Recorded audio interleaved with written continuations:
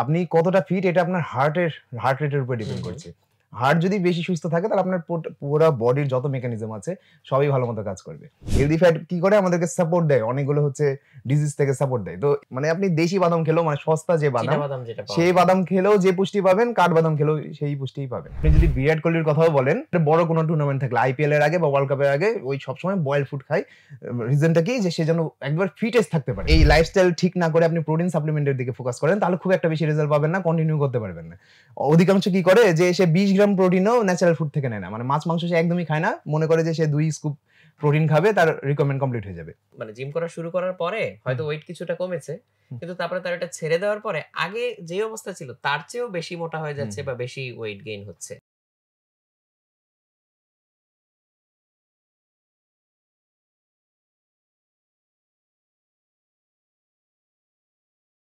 প্রিয় দর্শক, আসসালামু আলাইকুম।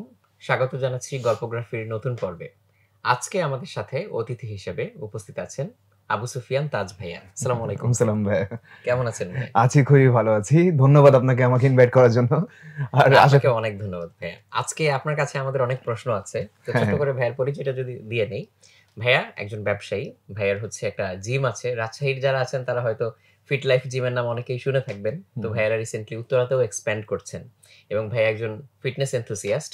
সো ভাইয়াকে দেখেই হয়তো বোঝা যাচ্ছে মানে পাশাপাশি আমাকে আর ভাইয়াকে যদি মানে মাসকুলার সাইজ তুলনা করেন তাহলেই বুঝতে পারবেন। তো ভাইয়ার কাছ থেকে আজকে আমরা ফিটনেস সম্পর্কে অনেক কিছু জানতে চাইবো। তো এর মধ্যে অনেক হয়তো আমাদের মনে অনেক মিথ প্রচলিত আছে, কিংবা হচ্ছে অনেক ভ্রান্ত ধারণা প্রচলিত আছে। যেমন আমি এখনই একটা বলতে পারি, সেটা হচ্ছে ওয়েট গেইন এবং ওয়েট লস নিয়ে। অনেকে মনে করে যে ওয়েট যত কম থাকবে বা ওয়েট লস করতে পারলেই বুঝি মানুষজন ফিট হয়ে যাবে। সো এইটা কি আসলে ঠিক? দেখেন যে ফিটনেস শুধুমাত্র ওয়েট লস, আমি কিছুদিন আগেও বলেছিলাম, অসংখ্য ভিডিওতেই বলি যে আপনি কতটা ফিট এটা আপনার হার্ট রেটের উপর ডিপেন্ড করছে। কিছুক্ষণ আগে আলোচনা করছিলাম যে একজন মানুষের হার্টের রেস্টিং পিরিয়ড যত কম হবে, তো হার্টের রেস্টিং পিরিয়ড যত বেশি হবে এবং হার্টবিট রেট যত কম হবে পার মিনিটে, সে তার হার্ট তত বেশি সুস্থ। হার্ট যদি বেশি সুস্থ থাকে তাহলে আপনার পুরো বডির যত মেকানিজম আছে সবই ভালো মতো কাজ করবে। এখন আমরা ওই যে সচরাচর এমন লাইফটাকে এমন ভাবে করে ফেলেছি যে আমরা যেই সব কাজগুলো করলে হাঁপিয়ে যাই সেই সব কাজগুলোকে অ্যাভয়েড করি। যেমন আমরা হচ্ছে লিফট ব্যবহার করি সিঁড়ি ব্যবহার না করে, অল্প কিছু দূরত্ব আমরা হচ্ছে রিক্সা দিয়ে অতিক্রম করি। তো এই সব কাজের কারণে কি হয়, আমরা আমাদের হার্টকে ওই মানে স্ট্রেন মানে ওই স্ট্রাগলটা দিচ্ছি না। মানুষ স্ট্রং হয় কিভাবে? যে কোনো কিছু লাইফে স্ট্রং হয় হচ্ছে স্ট্রাগল পাওয়ার পরই। আপনার লাইফে যদি ছোটবেলাতে যদি আপনি খুব দুঃখ কষ্ট বা কোনো একটা অভাব বোধ করেন তাহলে আপনার ভিতরে বড় হওয়ার বা ওই অভাবটা দূর করার একটা হচ্ছে তাড়না অনুভব হয়। তো আপনার হার্টও সেম। আপনার হার্টকে যখন আপনি হচ্ছে একটু কষ্ট দিবেন, কষ্ট মানে কি যে হেলদি পেইন, মানে হচ্ছে আপনি এমন একটা কাজ করছেন যে আপনার হার্টকে কাজ বেশি করা লাগছে, তখন আপনার হার্ট কি করবে, পরবর্তীবার যেন ওই কাজটা সহজভাবে করতে পারে তার কারণে হার্ট আরো স্ট্রং হয়ে যাবে। তো এটা হচ্ছে ব্যাপার। তো আমরা ওই হার্টকে প্রেসার দেওয়ার সব কাজ বন্ধ করে দিচ্ছি, যার কারণে আমরা এখন হচ্ছে আনফিট হয়ে যাচ্ছি। এটা হচ্ছে প্রথম পয়েন্ট। এবার হচ্ছে যারা অতিরিক্ত মোটা হয়ে যায় তারা আনফিট হয়ে যাচ্ছে কি করে? কারণ যখন আপনি হচ্ছে আপনার আইডিয়াল ওজনে আছেন, ধরেন আপনার আইডিয়াল ওয়েট হচ্ছে 70 কেজি। এখন আপনার 70 কেজি ওয়েটে ব্লাড পাম্প করার জন্য আপনার হার্ট তৈরি হয়েছে। আপনি হঠাৎ করে 100 কেজি হয়ে গেছেন। হয়তোবা 10 বছর ধরে আনহেলথি লাইফস্টাইল লিড করার কারণে 100 কেজি হয়ে গেছে আপনার ওজন। এখন আপনার হার্ট যেটা 70 কেজিতে ব্লাড পাম্প করার জন্য তৈরি হয়েছিল তাকে 100 কেজিতে ব্লাড পাম্প করতে হচ্ছে। তাহলে কি হচ্ছে? তাহলে আপনি তো হার্ট আস্তে, আস্তে দুর্বল হচ্ছে, কারণ সে অতিরিক্ত বেশি প্রেসার পাচ্ছে। মানে হেলথি প্রেসার না এটা আবার। তো তখন হচ্ছে আপনি মোটা হওয়ার কারণে আনফিট হচ্ছেন। এবার যারা অতিরিক্ত পাতলা তাদেরও সমস্যা, কারণ অতিরিক্ত পাতলা যারা থাকে তাদের অন্যান্য অসুখ খুব দ্রুত তাদের শরীরে বাধা দেয়, কারণ আপনার বডিতে হেলদি ফ্যাটও নাই। হেলদি ফ্যাট কি করে আমাদেরকে সাপোর্ট দেয়, অনেকগুলো হচ্ছে ডিজিজ থেকে সাপোর্ট দেয়। তো এই কারণে যারা অতিরিক্ত পাতলা বা অতিরিক্ত মোটা তাদেরকে আমরা উপর থেকে দেখেই মনে করি আনফিট। এখন মানুষ কি করে যে আইডিয়াল ওয়েটে আসতে চায়, তো অনেক মানুষ দেখবেন আপনি আইডিয়াল ওয়েটে আছে কিন্তু তাদের বডিতে ফ্যাট প্রপোর্শন ঠিক নাই, হয়তোবা তার ওজন ঠিক আছে, আপনি মাপ দিবেন হয়তোবা মেডিকেল যে হচ্ছে ওয়েট চার্ট থাকে, যেমন 5 ফিটের জন্য 50 কেজি হয় ছেলেদের ওজন, আর পরবর্তী প্রতি 1 ইঞ্চির জন্য 2.3 কেজি করে বাড়ে, মানে আইডিয়াল ওয়েট। তাহলে আপনি যদি 5 ফিট 5 হন তাহলে আপনার ওজন 60 থেকে 62 কেজি হবে আইডিয়াল। আপনি 60-62 কেজিতে আছেন কিন্তু আপনার পেট বড়, হাত পা চিকন, মানে হাত পায়ে মাসল নাই কিন্তু পেটটা বড়, এরকম বহু মানুষ দেখবেন। তো সেও কিন্তু আনফিট। বুঝছেন? ফিটনেস কিভাবে বোঝা যাবে? ফিটনেস বোঝা যাবে, একে তো আপনাকে হচ্ছে আইডিয়াল ওয়েটে থাকতে হবে, প্লাস আপনার পেট থাকা যাবে না। পেট বড় না থাকলে আপনি ফিট, কিন্তু আইডিয়াল ওয়েটে থেকে পেট বড় থাকা যাবে না। অনেকে দেখবেন যে অ্যাবস আছে কিন্তু খুব পাতলা, তারাও কিন্তু আনফিট। মানে আইডিয়াল ওয়েটে নাই। আপনি যদি আইডিয়াল ওয়েটে থেকে অ্যাবস রাখতে পারেন নিজের শরীরে, যেটা খুব কঠিন, তাহলে আপনি ফিট আছেন। কিন্তু আপনি অ্যাবস বানানোর জন্য অতিরিক্ত ওজন কমিয়ে ফেলেছেন, সেক্ষেত্রে আপনার শরীরে ক্ষতি হবে। তো ফিটনেসের আসলে প্যারামিটার অনেক। প্রথম প্যারামিটার হচ্ছে হার্ট ভালো থাকতে হবে। আপনি যেন সিঁড়ি দিয়ে উঠলে হাঁপিয়ে না যান, মানে হাঁপাবেন এমনটা হাঁপানো না যে আপনাকে হয়তোবা বসে থাকতে হচ্ছে আধা ঘন্টা বা অনেকে হচ্ছে স্ট্রোক করে ফেলে অতিরিক্ত প্রেসার যখন পড়ে। যেমন যাদের হার্টের অলরেডি প্রবলেম আছে, তারা যদি একটু দৌড়ায় তাহলে দেখা যায় যে তাদের অবস্থা খারাপ হয়ে যায়। তো এরকম না হলে আপনি হচ্ছে ফিট, বুঝছেন? মূলত আপনার এটাই। কথা থেকে অনেকগুলো সম্পূরক প্রশ্ন আমার মাথায় চলে আসলো। আমার মনে হয় আমাদের দর্শকদেরও হয়তো এই প্রশ্নগুলো আছে।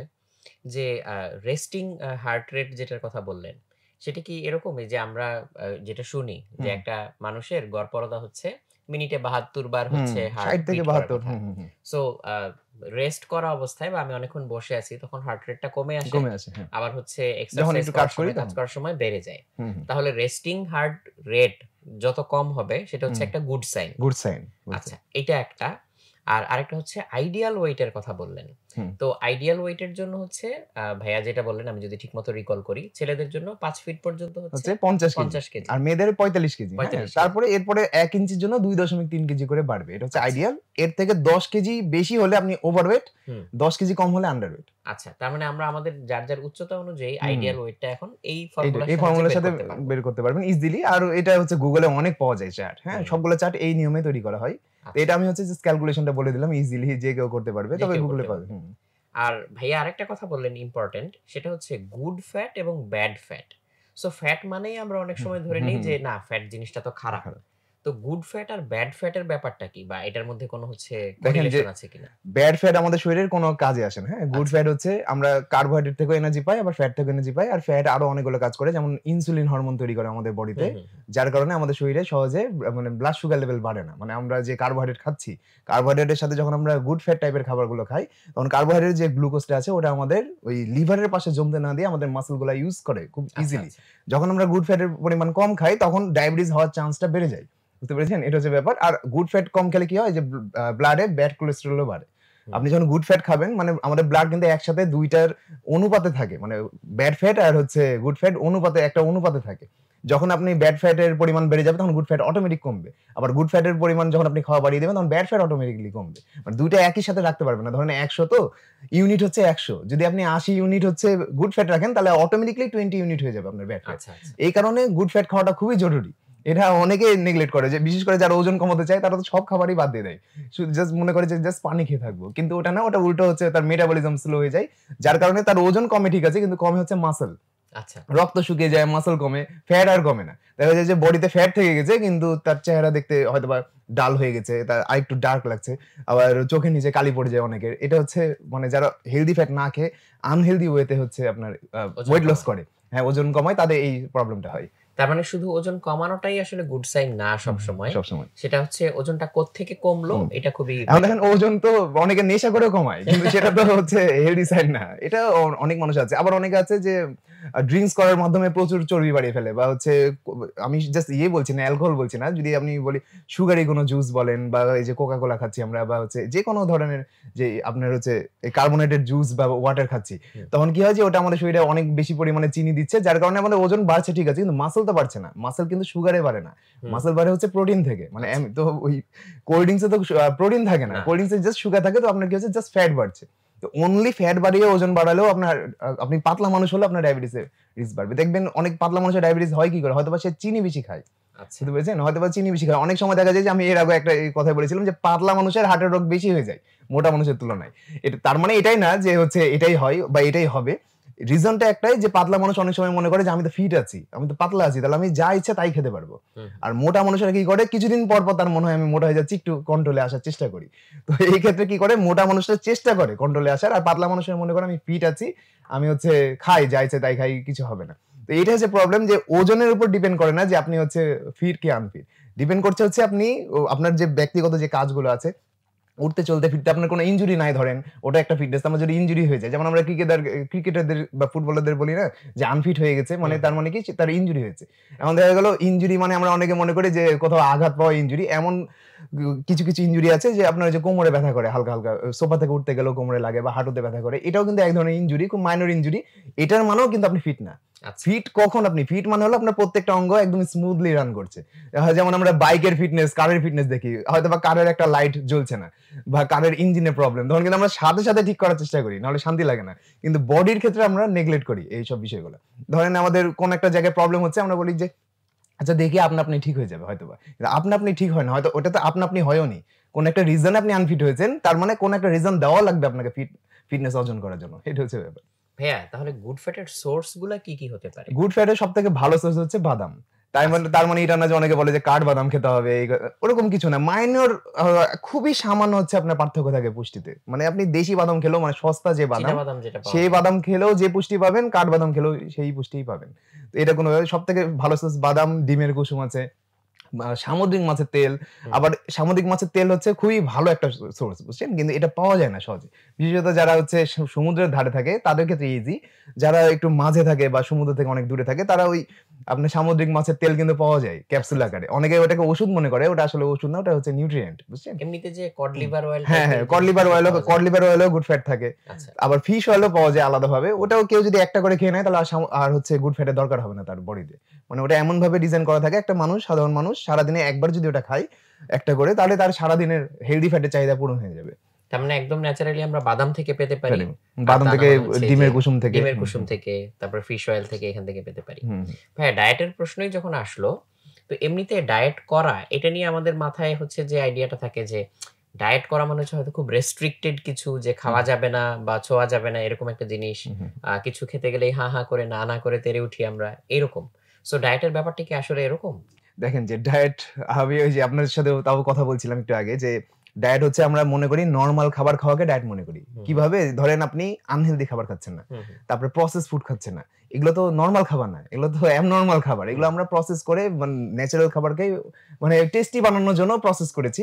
যেটা খেতে আমাদের সুস্বাদু বেশি লাগে। মানে খাবারটাকে স্বাদে অল্টার করে ফেলি অর্ডার আমরা। করেছি।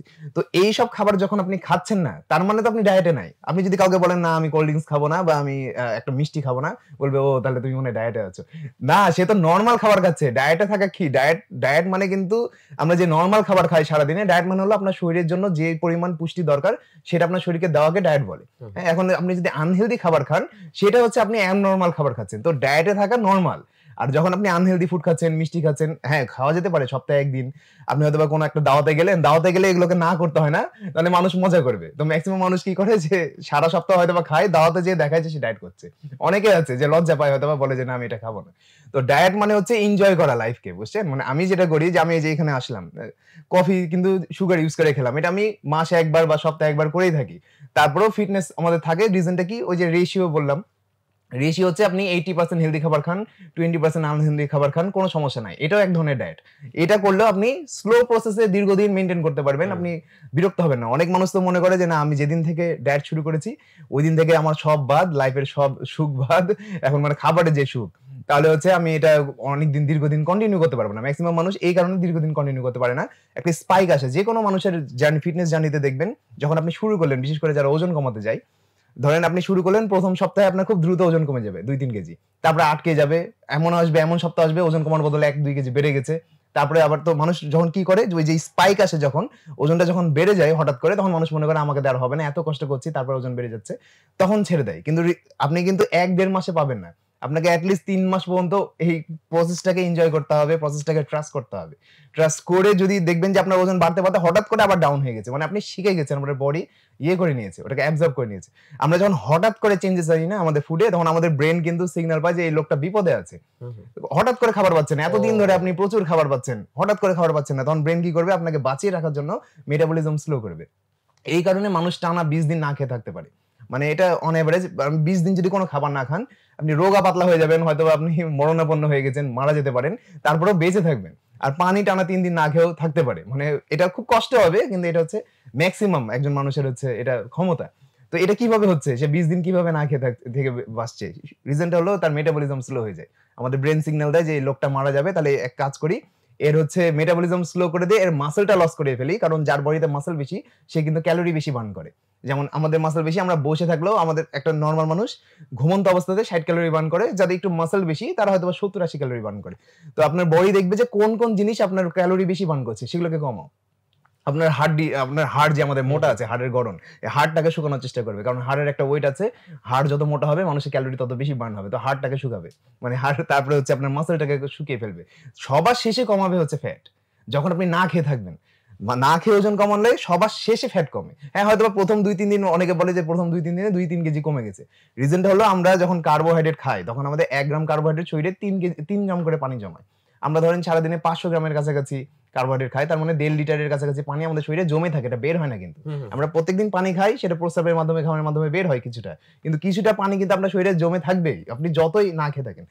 তারপরে হচ্ছে যে লবণ, 1 চামচ লবণ প্রায় 4 লিটারের মতো কিন্তু পানি জমায়, মানে সোডিয়াম 1 চামচ লবণ 2400 মিলিগ্রাম সোডিয়াম থাকে 1 চামচ লবণ। হ্যাঁ, ওটা প্রায় 4 লিটারের মতো পানি জমিয়ে রাখে। তো আপনার বডিতে মোটামুটি 5 থেকে 6 লিটার পানি সবসময় থাকে, এটা আমাদের খাদ্যাভ্যাসের কারণে। আমরা সারাদিনে সবগুলো বেলার তরকারি মিলে প্রায় 1500 মিলিগ্রামের উপরেই লবণ খাই। তো সব মিলে 5 লিটার যে পানি, যখন আপনি না খেয়ে ওজন কমানোর চেষ্টা করছেন, তখন এই 5 লিটার পানি হঠাৎ করে 2-3 দিনের ভিতরে কমে যাবে আপনার। তখন কি হবে যে আপনি দেখবেন যে 2-3 দিন আপনি খুব ভালো রেজাল্ট পেলেন, মানে আপনার খুব দ্রুত ওজন কমে গেল, কিন্তু সেটা কিন্তু ফ্যাট না, সেটা পানি। ফ্যাট কমতে হলে টাইম লাগে, বুঝছেন? ফ্যাট কিভাবে কমে? ফ্যাট হচ্ছে, যদি আমি প্রসেসটা বলি, আমরা যখন অক্সিজেন গ্রহণ করি তখন অক্সিজেন আমাদের শরীরের ভিতরে কিন্তু যে ফ্যাট আছে না, ওই ফ্যাট গুলো ট্রাইগ্লিসারাইড রূপেও মজুদ থাকে। তো ওই ট্রাইগ্লিসারাইডের সাথে বিক্রিয়া ঘটায়, বিক্রিয়া ঘটার মাধ্যমে ট্রাইগ্লিসারাইডকে কার্বন ডাই অক্সাইড, হাইড্রোজেন আর অক্সিজেনে পানিতে রূপান্তর করে। তো ওই কার্বন ডাই অক্সাইড আর হাইড্রোজেন আমাদের প্রশ্বাসের মাধ্যমে বেরিয়ে যায়, আমরা যখন শ্বাস প্রশ্বাস নিচ্ছি। আর অবশিষ্ট যে পানি আছে ওইটা বের হয় হচ্ছে আমাদের প্রস্রাবের মাধ্যমে আর ঘামের মাধ্যমে, সেটা মাত্র 4%। 86% বা 84 থেকে 86% ওই শ্বাস প্রশ্বাসের মাধ্যমে বের হয়। তো অনেকে বলবে তাহলে কি এক জায়গায় বসে থেকে শ্বাস প্রশ্বাস নিলে চর্বি কমে যাবে? বিষয়টা ওরকম না, ক্যালোরি ডেফিসিটও থাকতে হবে। হ্যাঁ, অনেকে দেখবেন ইয়োগা করে, তাদেরও কিন্তু এক জায়গায় বসে থেকে শ্বাস প্রশ্বাস নেওয়ার মাধ্যমে চর্বি কমে। রিজনটা কি? যত আপনি গভীর শ্বাস নেবেন, সেটা যে কোনো ধরনের খাটনির কাজ যখন আমরা করি তখন কিন্তু আমাদের শ্বাস প্রশ্বাস হার্টবিট রেট বেড়ে যায়। আমাদের হার্টবিট রেট বাড়লে কিন্তু আমাদের শ্বাস নেওয়ার ডিমান্ডও বাড়ে। আপনি ফুটবল খেলবেন, ক্রিকেট খেলবেন, যাই করেন, দৌড়ান, দেখবেন আপনি খুব বেশি দম নিচ্ছেন। তো আমাদের পরিশ্রমের কারণে, পরিশ্রমটা কিন্তু আমাদের পরোক্ষভাবে ওজন কমাচ্ছে। প্রত্যক্ষ রিজনটা হচ্ছে ওই শ্বাস প্রশ্বাসের হচ্ছে রেট। হ্যাঁ, এটা কিন্তু অনেকেরই প্রশ্ন থাকে যে ফ্যাট বার্ন হয়, যে ফ্যাটটা আসলে কোথায় যায়? এই প্রশ্ন করলে হয়তো অনেকে মানে ওইভাবে বলতেও পারে যে ফ্যাটটা আসলে যায় কোথায়? এটা কি গলে যায় নাকি কি হয়ে যায়? ফ্যাটটা আসলে বাষ্পে রূপান্তর হয়ে যায়। এই যে বাষ্পে রূপান্তর হয়ে এভাবে বের হয় আমাদের শরীরের মাধ্যমে। মাত্র 4% বের হয় হচ্ছে ঘামের মাধ্যমে, আর 10% বের হয় হচ্ছে প্রস্রাবের মাধ্যমে। তার মানে এই যে শুধু ঘামলেই যে আসলে ফ্যাট কমে যাবে? ঘামলে পানি বের হয় শরীর থেকে, মানে আপনি ধরেন ঘামছেন, কথা 100 গ্রাম ঘাম বের হয়েছে আপনার, হয়তোবা তার ভিতরে 96 গ্রামই পানি, জাস্ট পানি, আর বাকিটা হচ্ছে যদি কোনো কারণে হচ্ছে আপনার মানে ব্রিদিংটাকে হচ্ছে বাড়ানো না যায়, তাহলে বসে বসে এক জায়গায় ঘামলে আসলে লাভ নেই। যেমনটা হচ্ছে আমি যদি হচ্ছে ধরা যাক কথার কথা স্টিম বাথ নেই, তখনও তো গরমে অনেক মানুষ ঘামে। তারপর হচ্ছে কিছু বেল্ট বা এরকম জিনিস পাওয়া যায় যেটা পরে থাকলে হচ্ছে আপনার ঘাম তৈরি হয় প্রচুর, পেট ঘামে এরকম। তার মানে এইটাতে আসলে ফ্যাট বার্ন হবে না। ফ্যাট বার্ন হওয়ার জন্য আপনাকে প্রচুর পরিমাণ এমন কাজ করতে হবে যেন শ্বাস প্রশ্বাস নিতে হয়, প্লাস সাথে খাদ্যাভ্যাসে পরিবর্তন আনতে হবে। মানে আপনার শরীরে যে ডিমান্ড তার থেকে যেন আপনি বেশি না খান। ধরেন একজনের ওজন 70 কেজি, তার 2000 ক্যালোরি লাগে 70 কেজিকে টিকিয়ে রাখার জন্য। আমি ক্যালোরির ব্যাপারটা বোঝাই। তো 70 কেজি ওজন, 2000 ক্যালোরি লাগে। 2000 ক্যালোরি যদি সে রোজ খায় তাহলে তার বডি 70 কেজিতেই থাকবে, না কমবে না বাড়বে। যখন সে মনে করবে যে না আমি 5 কেজি কমাতে চাই, তখন যদি সে 2000 ক্যালোরি থেকে 1500 ক্যালোরি ডায়েটে চলে আসে, মানে খাবারে চলে আসে, তাহলে দেখবেন যে তার ওজন কমছে। বুঝতে পেরেছেন? প্রতি 3500 ক্যালোরিতে আমাদের শরীরে 1 পাউন্ড করে ওজন লস করে। আপনি যদি 3500 ক্যালোরি ডেফিসিট করেন, মানে প্রয়োজনের তুলনায় কম খান, তাহলে আপনার শরীরে 1 পাউন্ড ওজন কমাবে। এখন একদিনে 3500 ক্যালোরি ডেফিসিট করা তো হেভি টাফ, মানে সহজে করা উচিত না। আপনি মাথা ঘুরে হয়তোবা বিছানায় পড়ে যেতে পারেন। তো একদিনে আপনার 500 ক্যালোরি করে যদি ডেফিসিট করেন, তাহলে আপনার 7 দিনে 3500 ক্যালোরি হচ্ছে। তার মানে 7 দিনে আপনার 1 পাউন্ডের মতো পিওর ফ্যাট কমবে। আমি ওয়াটার বলছি না, হ্যাঁ, এর পাশাপাশি ওয়াটারও কমতে পারে। আমরা যেমন নরমালি কাউকে ডায়েট প্ল্যান দিলে আমরা ডেফিসিট করি 500 ক্যালোরি করে, এর বেশি করি না। এর বেশি করলে আমি একটু আগে বললাম আমাদের ব্রেন সিগন্যাল পায় যে লোকটা বিপদে আছে। এত এটা হঠাৎ কিন্তু করে খুবই ইম্পর্টেন্ট যে হঠাৎ করে আমি যদি ক্যালোরি ডেফিসিটটা করি, এটা কিন্তু শরীরের জন্য ভালো না। ধীরে ধীরে করতে হবে। হ্যাঁ, তখন ব্রেইন মনে করে যে আমি হয়তো বিপদে পড়ে যাচ্ছি, খরা দুর্ভিক্ষ এরকম একটা ব্যাপার, আমি হয়তো খাবার পাবো না। তখন একে তো মেটাবলিজম স্লো হয়ে যায়, এবং এরপরে যখন হচ্ছে কেউ মানে খাবারের প্রাপ্যতা আবার বাড়ায় বাড়ায় তখন সাথে তখন সাথে বাড়ে। সাথে সাথে হচ্ছে ব্রেইন মনে করে যে এই তো পাইছি এখন খাবার, ইচ্ছা মতো বডিতে ফ্যাট জমায় রাখি। সো এটা অনেকের জন্য আরো উল্টা হয়। উল্টা হয়। ভাই এটা কিন্তু প্র্যাকটিক্যালিও আমি দেখেছি যে মানে আপনি বলাতে আমি রিলেট করতে পারলাম যে আমারই পরিচিত অনেকেই তারা হচ্ছে জিম করা শুরু করার পরে হয়তো ওয়েট কিছুটা কমেছে, কিন্তু তারপরে তারা এটা ছেড়ে দেওয়ার পরে আগে যে অবস্থা ছিল তার চেয়েও বেশি মোটা হয়ে যাচ্ছে বা বেশি ওয়েট গেইন হচ্ছে। সো এখন আমি আসলে রিলেট করতে এখন পারলাম এখানে আরেকটা রিজন আছে, এটা হচ্ছে অনেক মানে সবথেকে মেইন রিজন আপনি যেটা বললেন, মানে যেটা বুঝতে পেরেছেন সেটাই। আর দ্বিতীয় রিজন হচ্ছে যে আমরা যখন এক্সারসাইজ শুরু করি তখন আমরা কিন্তু অনেক আনহেলদি খাবারও অ্যাভয়েড করি, জাস্ট এক্সারসাইজ করি না। আমরা মনে করি যে এত কষ্ট করছি জিমে গিয়ে বা বাসায় বা পার্কে হাঁটছি, এখন থাক আজকে কোল্ড ড্রিঙ্কস খাবো না বা আজকে এটা খাবো না ওটা খাবো না। কিন্তু যখন আমরা ছেড়ে দিবেন তখন কিন্তু আমরা আর এই বাজ বিচার করি না, তখন আমরা মনে করি যে আচ্ছা খাই, ঠিক আছে, এখন তো ব্যায়াম করছি না। তখন কি হয়, আমাদের ডাবল গ্রোথ হয়, মানে ডাবল খুব দ্রুত ফ্যাট। একে তো এক্সারসাইজ করছেন না, ক্যালোরি বার্ন হচ্ছে না, প্লাস আপনি হচ্ছে আরো বেশি আনহেলদি খাবার খাচ্ছেন। হ্যাঁ, এখন কেউ যদি মনে করে আচ্ছা আমি এক্সারসাইজ ছেড়ে দিলাম, আমি এক সপ্তাহের জন্য ট্যুরে যাচ্ছি বা কোথাও যাচ্ছি, আমি হয়তো এক্সারসাইজ করার পাবো না, তখন আপনি হয়তো বা ডায়েটটাকে ঠিক রাখলেন, হয়তো আপনি আনহেলদি খাবার খেলেন না, খুব একটা আপনার ওয়েট বাড়বে না। আপনি যদি এমন আছে দেখবেন অনেকে আছে যে অসুস্থ হয়ে যায়, যেমন ওই কিটো ডায়েটের কথা কিছুক্ষণ আগে বলছিলেন। আমি সাধারণত কিটো ডায়েট প্রিফার করি যারা হচ্ছে একটু বয়স্ক, যাদের ব্যায়াম করার মানে আর ক্ষমতা নাই, মানে যে হার্ড ওয়ার্ক করার, বা তাদের হাঁটুতে ইনজুরি আছে বা কোমরে ইনজুরি আছে, ঠিকমতো দাঁড়াতেও পারে না। এরকম মানুষ কিটো ডায়েট করলে রেজাল্টটা ভালো পায়, বুঝতে পেরেছেন? কিন্তু এরকম মানুষ কিটো ডায়েট কেন করবে? কারণ সে পরিশ্রম করতে পারছে না। যে পরিশ্রম করতে পারে তাকে আমরা কিটো ডায়েট মানা করি, কারণ কিটো ডায়েট করলে আপনার হচ্ছে স্ট্রেংথও কমে। হ্যাঁ, দ্রুত রেজাল্টও পাবেন, কিন্তু আবার শরীরের শক্তিও কমে যাবে, ব্যায়াম করার শক্তিটা আর পাবেন না। এটা হচ্ছে রিজন। এই কারণে হচ্ছে কিটো ডায়েটের প্রসঙ্গে পরে আসবো। তবে এটা হচ্ছে মূলত আমরা কিটো ডায়েট এইভাবে প্রিফার করি, যারা বয়স্ক শুধুমাত্র এক্সারসাইজ করতে পারে না তারা কিটো ডায়েট করবে। এটা আমার রিকমেন্ডেশন। অনেকে করতে পারে, অনেকে ইয়াং যারা কম বয়স্ক ছেলে আছে তারাও করে, অনেকে দেখি। এটা করবেন শর্ট টার্মের জন্য। ধরেন ২ মাস আপনার এক্সাম আছে বা কোনো একটা কাজ আছে, আপনি এক্সারসাইজ করার জন্য সময় ব্যয় করতে চাচ্ছেন না, বাসাতেই থাকতে চাচ্ছেন সারাদিন। সেই ক্ষেত্রে আপনি কিটো ডায়েট করেন, মেইনটেইন করেন। কিন্তু এটা লাইফ টাইম মেইনটেইনও করতে পারবেন না। আপনি ইয়াং, কিন্তু আপনি কিছুদিন পর হয়তোবা আপনি এমনি বন্ধু-বান্ধবের সাথে ঘুরতে যাবেন, হয়তোবা আপনি বিয়ে করবেন, তখন আপনার ওয়াইফের সাথে ঘুরতে যাবেন, তখন আপনার এই কিটো ডায়েট থাকবে না। মানে আপনি মেইনটেইন করতে পারবেন না।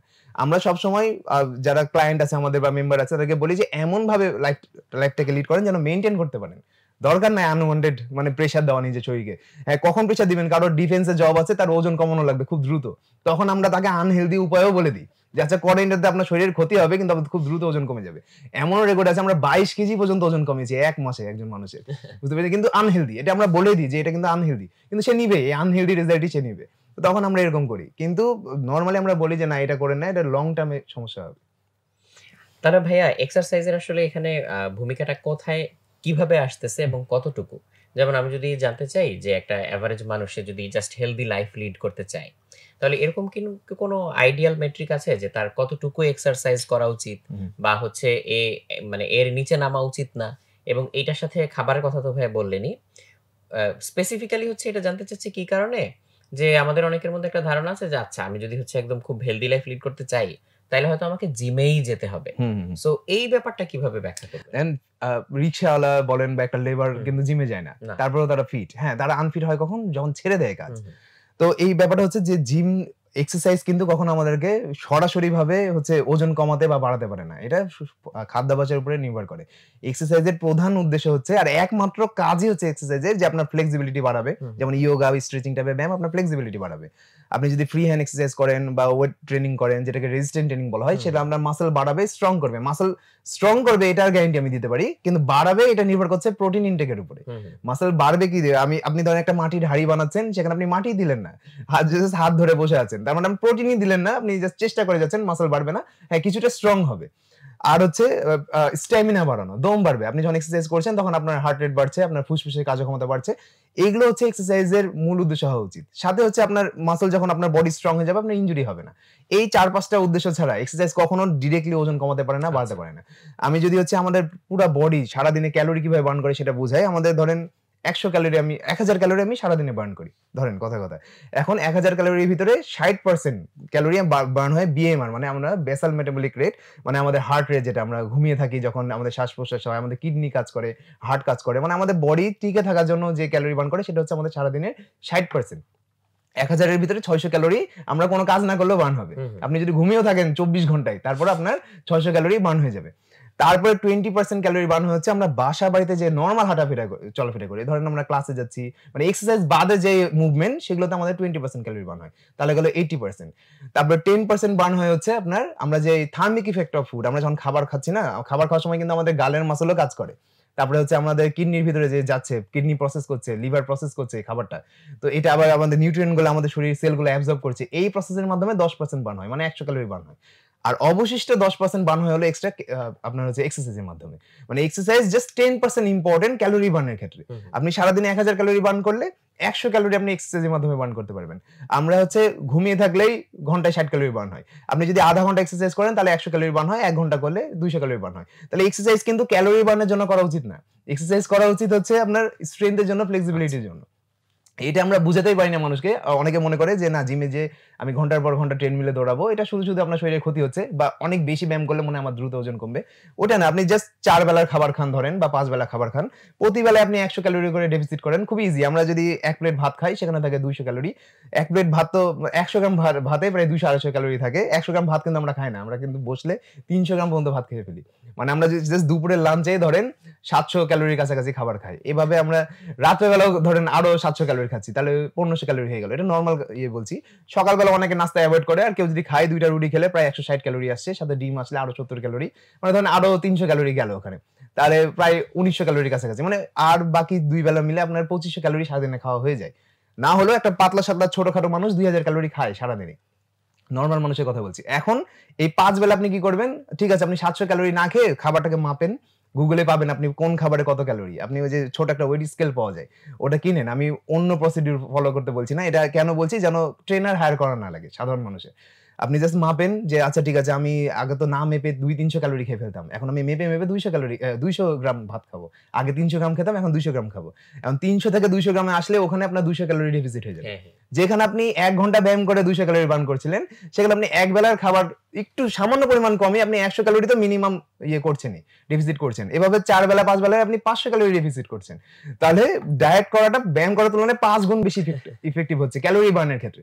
ক্যালোরি আমাদের বডি কি করে ফ্যাট বার্ন করে, হয় ক্যালোরি বার্ন করতে হবে অথবা ক্যালোরি কম দিতে হবে। তাহলে আপনি ব্যায়াম করে 100 ক্যালোরি হয়তো বেশি বার্ন করলেন, সাথে আপনি ডায়েট করে আরো 500 ক্যালোরি কম, তাহলে আপনি সারাদিনে 600 ক্যালোরির কাছাকাছি ডেফিসিটে চলে গেলেন। এটা হচ্ছে সবথেকে ইজিয়েস্ট ওয়ে। এটা যদি না করেন, আপনি ঘন্টার পর ঘন্টা, একটা মানুষ চাইলে সর্বোচ্চ 6 ঘন্টা ব্যায়াম যদি করে, মানে প্রফেশনাল অ্যাথলেটরা কিন্তু করে 6 ঘন্টার কাছাকাছি করে, যারা প্রফেশনাল অলিম্পিক্সে যারা পার্টিসিপেট করে বা যারা বডি বিল্ডিং কম্পিটিশন করে, ওয়েট লিফটিং, এরা অনেকে 6 ঘন্টাও করে। কিন্তু এদের বডি কি করে সাপোর্ট করে? এরা হরমোন ইউজ করে। শুধুমাত্র অলিম্পিক্স এর প্লেয়াররা হরমোন ইউজ করে না, তাছাড়া যারা যে আপনারা অনেকে আছে না প্রফেশনাল বডি বিল্ডার দেখি আমরা, এরা কিন্তু সবাই হরমোন ইউজ করে। হরমোন ছাড়া কম্পিটিটিভ বডি বিল্ডিং হয় না। তো আমরা সাধারণ মানুষ যে হরমোন ইউজ করে না, তাদেরকে ফলো করি, যে তারা 2 ঘন্টা 3 ঘন্টা ব্যায়াম করছে। যেমন আমি যখন শুরুর দিকে ছিলাম, আমি জন সিনার ফলো করতাম। আমি জন সিনার অনেক বড় ফ্যান ছিলাম। দেখতাম যে জন সিনা দিনে 2 বার ট্রেনিং করে, 1 ঘন্টা 2 ঘন্টা, কোনো সময় 6 ঘন্টাও ট্রেনিং করে। আমি মনে করতাম তার মতো ট্রেনিং করলে মনে হয় আমারও তার মতোই হবে। কিন্তু পরে যখন আমরা সায়েন্সটা বুঝলাম যে তারা কেন এত সাপোর্ট পায়, হরমোনের কারণে তাদের রিকভারি ফাস্ট হয়। আমরা একবার যদি 3 মাসে যে বডি বানাবো, তারা হরমোন ইউজ করার কারণে 1 মাসে ওই বডি বানায় ফেলে। আমাদের কিন্তু বডি 2টা স্টেটে থাকে, একটা হচ্ছে ক্যাটাবলিজম, একটা হচ্ছে অ্যানাবলিজম। অ্যানাবলিজম স্টেট হলো আপনার বডিতে জাস্ট মাসল বিল্ড হবে, ব্রেক হবে না। আর ক্যাটাবলিক স্টেট হলো আপনার মাসল ব্রেক হবে। তো ন্যাচারালি যারা ব্যায়াম করে তাদের বডিতে প্রত্যেকদিন ক্যাটাবলিজম আর অ্যানাবলিজম দুইটাই হয়। তার মানে তার বডিতে সে যদি প্রতিদিন 100 গ্রাম মাসল তৈরি করে, তার ভিতরে 20 গ্রাম মাসল তার ব্রেক হবেই। কিন্তু যারা অ্যানাবলিক স্টেরয়েড ইউজ করে, তারা 100 গ্রাম মাসল তো আরো দ্রুত ইউজ করছে, আর ক্যাটাবলিজমটাকে বন্ধ করে দেয়, মানে তাদের মাসল ব্রেক হয় না। মানে আমরা আলটিমেটলি যেখানে প্রতিদিন 70-80 গ্রাম করে মাসল তৈরি করছি, তারা কি করছে 100 গ্রাম তো থাকছেই, প্লাস তাদের লসও হচ্ছে না, প্লাস হচ্ছে হরমোনের কারণে 100 জায়গায় 150 গ্রাম মাসল তৈরি হচ্ছে। এই কারণে তারা রেজাল্ট 3 গুণ পায়। বুঝতে পেরেছেন? এটা হচ্ছে ব্যাপার। এই যে এগুলো একটা আনরিয়ালিস্টিক স্ট্যান্ডার্ড তৈরি করে আমাদের মাথায়, যেটা আসলে হচ্ছে অনেক ক্ষতির কারণ হয়ে যেতে পারে। তো এই যে হরমোন কিংবা স্টেরয়েড, এগুলো তো হচ্ছে মানে কাইন্ড অফ কি বলবো, আনন্যাচারাল টাইপের। সো এটার কি কোনো ক্ষতিকর ইফেক্ট আছে? ক্ষতিকর ইফেক্ট দেখেন, যে কেউ যদি প্রফেশনাল হতে চায়, তাহলে তাকে একটু মানে নিজের উপর দিয়ে অনেক কিছুই নিয়ে যেতে হয়। যেমন আপনি যদি বিরাট কোহলির কথাও বলেন, সে কিন্তু এমন ড্যাড, ওর আপনি শুনবেন ইন্টারভিউতে সে বলছিল সে সব বয়েলড ফুড খায়। বিশেষ করে বড় কোনো টুর্নামেন্ট থাকলে, আইপিএল এর আগে বা ওয়ার্ল্ড কাপের আগে, ওই সবসময় বয়েলড ফুড খায়। রিজনটা কি, যে সে যেন একবার ফিটেস্ট থাকতে পারে, মানে তার থেকে বেশি ফিট যেন দুনিয়াতে আর কেউ না হয়, মানে ক্রিকেটে। তার মানে মশলা ভাজা পোড়া হ্যাঁ, ও কিচ্ছু খায় না, জাস্ট হচ্ছে ইয়ে খায়। এমনও গেছে সে বলল যে বিয়ের সময়ও নাকি হচ্ছে স্টিমড ফুড খেয়েছিল। তো এরকম পাগল হলে ধরেন যে আপনি হচ্ছে ওয়ার্ল্ড ক্লাস লেভেলে যেতে পারবেন, মানে অনেক ভালো করতে পারবেন। তো সবাই তো এরকম ওয়ার্ল্ড ক্লাস লেভেলে যাবে না, সবাই তো আর প্রফেশনাল বডি বিল্ডার হবে না। প্রফেশনাল অ্যাথলেটরা কিন্তু জানে যে আমি হরমোন নিচ্ছি, আমার কিন্তু সাইড ইফেক্ট হবে, এটা প্রত্যেকেই জানে। যেমন হচ্ছে আমি যদি এখন পপুলার হচ্ছে ক্রিস বামস্টেড, মানে বডি বিল্ডিং এ, মানে ক্লাসিক ডিভিশনে খেলে, তার কিন্তু কিডনির প্রবলেম আছে, তারপরেও কিন্তু সে হরমোন ইউজ করে। এটা তার জেনেটিক্যাল প্রবলেম, মানে ছোটবেলা থেকে তার কিডনিতে প্রবলেম আছে, কিন্তু সে কিন্তু এখনো সুস্থ আছে, বুঝছেন? কিন্তু আপনি একটা নরমাল মানুষ দেখবেন, বাংলাদেশেও অনেক সময় দেখা যায় 2-1 জন মারাও গেছে স্টেরয়েড ইউজ করতে যেয়ে। আর যারা চ্যাম্পিয়ন না, জাস্ট সোশ্যাল মিডিয়া ইনফ্লুয়েন্সার, তারাই দেখবেন বেশি মারা যায়। যে চ্যাম্পিয়ন, যার মাসল অনেক বেশি, তারা মারা যায় না। রিজনটা কি? সে হচ্ছে মেইনটেইন করে, প্রত্যেকদিন রেগুলেট করে। আপনার তো পক্ষে সম্ভব না প্রত্যেকদিন রেগুলেট করা। তো প্রত্যেকদিন যদি আপনি সাথে রেখে প্রত্যেকদিন চেকআপ করান, প্রতি সপ্তাহে যদি আপনি ব্লাড টেস্ট করেন, প্রতি সপ্তাহে যদি কিডনি টেস্ট করেন, তারপর বুঝে সুঝে নেন, সেই ক্ষেত্রে আপনার ক্ষতি হবে না। হলেও খুব কম হবে, এতটা কম ক্ষতি হবে যেটা হয়তোবা এই যে সিগারেট খেলে যে পরিমাণ ক্ষতি হয় সেই পরিমাণ হবে, বা তার থেকেও কম হবে। কিন্তু সেটা তো আমাদের পক্ষে সম্ভব না। কে প্রতি সপ্তাহে 5,000 10,000 টাকা খরচ করে কিডনি টেস্ট করবে? কারো পক্ষে সম্ভব? তো যখন আপনি এটা করবেন না, তখন আপনি বুঝছেন না যে আপনার ভিতরে কি হচ্ছে। তখন হচ্ছে মানে আমরা ওই যে কি করি, আইফোনকে বা মোবাইলকে ওভার চার্জ দিয়ে দিলে আমাদের ব্যাটারি হেলথ কমে যায়, ওইরকম। মানে আপনার বডিকে আপনি ওভার দিয়ে দিচ্ছেন, হরমোন ওভার দিচ্ছেন, তখন আপনার কি হবে, মানে ব্যাটারি হেলথ, আপনার লাইফের স্প্যান হেলথ, মানে লাইফ স্প্যান কমে যাবে। সবকিছু এরকম, মানে ওভার কিছু দিলে হরমোন কি, হরমোন হচ্ছে আমরা আমাদের বডিতে যা আছে তার তুলনায় বেশি দেওয়া, বুঝতে পেরেছেন? তার তুলনায় যখন আপনি বেশি দিবেন, ক্যাপাসিটি বাড়বে আপনার। পরবর্তীতে যখন আপনি ছেড়ে দিবেন, তখন ক্যাপাসিটি তো বেশি আছে আপনার, কিন্তু আপনি দিচ্ছেন না, তখন আপনার ব্রেন মনে করবে যে না, এই তো একদমই পাচ্ছে না, তখন একদমই শাটডাউন হয়ে যায়। মানে আপনার হরমোনও তৈরি হবে না, তখন হচ্ছে আপনার স্পার্ম কাউন্ট কমে যাবে, আপনার হয়তো বা যে আদার যে আমাদের হরমোন গুলো আছে আমাদের চুল দাড়িকে সাপোর্ট করার জন্য, সেগুলো কমে যেতে পারে। তো ওইটা হচ্ছে ব্যাপার, যে আপনি আপনার বডির ক্যাপাসিটির অনুযায়ী বেশি দিচ্ছেন, তখন আপনার প্রবলেম হচ্ছে। এখন দেখেন যে নিউক্লিয়ার এনার্জি কিন্তু খুবই ইম্পর্টেন্ট, মানে ম্যানকাইন্ডের জন্য, কিন্তু এটা দিয়ে কিন্তু আমরা ধ্বংসাত্মক কাজও করছি। তো এই হরমোন কিন্তু মানে জাস্ট মাসল বানানোর জন্য তৈরি করা হয়নি। এই এইচজিএইচ গ্রোথ হরমোন কিন্তু প্রথম আবিষ্কার হয়েছিল যারা এইডস এর রোগী, তাদের মাসল এবং হাড় দুটাই কমে যায় ড্রাস্টিক্যালি, সেটাকে বন্ধ করার জন্য এটা তৈরি হয়েছিল। পরবর্তীতে যখন বডি বিল্ডাররা ফিল করে যে না, এটা দিয়ে তো হচ্ছে কাজ হচ্ছে খুব ভালো, তখন হচ্ছে তারা ইউজ করতে শুরু করে। এটা ইউএসএ তে কিন্তু অনেক একটু পাগলেটে টাইপ মানুষ থাকে, তারা সবকিছু নিজের উপর এক্সপেরিমেন্ট করে। তো একজন রেজাল্ট পাওয়াতে তখন তাকে দেখা দেখি সবাই এটা অনুসরণ করা শুরু করে। তখনও তারা সাইড ইফেক্ট সম্পর্কে জানতো না, পরবর্তীতে সাইড ইফেক্ট আবিষ্কার হয়। আর এখন আপনি গুগলে যে কোনো জায়গায় সার্চ করলে এই সাইড ইফেক্ট দেখতে পাবেন। কেউ যদি বলে যে সাইড ইফেক্ট নাই, তাহলে এটা পুরোপুরি রং। সাইড ইফেক্ট হিউজ পরিমাণে আছে। এখন ব্যাপার হচ্ছে আপনার লাইফের উদ্দেশ্যের উপরে। আপনি যদি একদম ইন্টারন্যাশনাল লেভেলের বা ন্যাশনাল লেভেলের খেলোয়াড় হতে চান, তাহলে একটা ডক্টরের শরণাপন্ন হয়ে বা একটা একদম প্রফেশনাল ট্রেনারের গাইডেন্সে আপনি নেন এটা। কিন্তু আপনি বাংলাদেশের প্রেক্ষাপটে আমি বলবো, বাংলাদেশের প্রেক্ষাপটে বডি বিল্ডিং এ ক্যারিয়ার করে আপনি অনেক সাকসেসফুল হতে পারবেন না, শখে খেলতে পারেন। খুব বেশি সাকসেসফুল কেন হতে পারবে না? কারণ এখানে কোনো প্রাইজ মানি নাই, সবাইকে নিজের পকেটের টাকা খরচ করে করতে হয়। কিন্তু ইউএসএ তে কিন্তু আবার বহু প্রাইজ মানি আছে, অনেক স্পন্সর পাওয়া যায়, মানে আপনি একটা ভালো লাইফ লিড করতে পারবেন।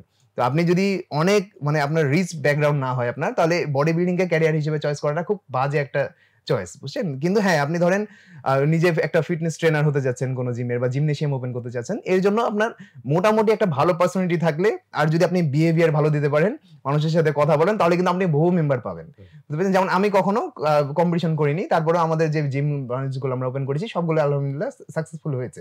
ঢাকাতেও আমরা আসছি, আমি কখনো কম্পিটিশন করিনি, তার মানে এটা না আমার ইচ্ছা ছিল না, আমারও ইচ্ছা ছিল। কিন্তু পরবর্তীতে আমি দেখলাম যে না, কম্পিটিশন ওপেন করে আমি অনেক বেশি রিচ হতে পারবো না, আবার অনেক মানুষের লাইফে পরিবর্তন আনতে পারবো না। হ্যাঁ, আমাকে দেখে হয়তো অনেক 2-1 জন ইন্সপায়ার হবে, কিন্তু সেটা 2-1 জনেই সীমিত থাকবে। কিন্তু তার জায়গায় যদি আমি আমার ফুল ফোকাস, যে এখন আমি কন্টেন্ট ক্রিয়েশনে দিয়েছি, মূলত কন্টেন্ট ক্রিয়েশনই করছি, আর জায়গায় জায়গায় যদি ব্রাঞ্চ ওপেন করতে পারি আর রাইট নলেজটা মানুষকে দিতে পারি, তাহলে এটা বেশি ইম্প্যাক্টফুল হবে। এই কারণে আমি আমার পাথ চেঞ্জ করেছি, মানে পাথ গোল সেম, খালি মানে পাথটা চেঞ্জ হয়েছে। মানে গোল কিন্তু আমার ফিটনেস ইন্ডাস্ট্রিতেই কাজ করা, আর এটা আজীবনই থাকবে। জাস্ট হচ্ছে আমি পাথটাকে চেঞ্জ করে ফেলেছি। যে না, আমি জানতে চাচ্ছিলাম যে আপনি হচ্ছে কাদেরকে জিমে আসার জন্য হচ্ছে সাজেস্ট করবেন, যে কাদের জিমে আসা উচিত এবং সেটা কেন? আচ্ছা দেখেন, জিমে আসার জন্য আমি মূলত সরাসরি কাউকে আমি সাজেস্ট করি না যে আপনি জিম করেন, কারণ এটা ভিতর থেকে ফিল করতে হয়।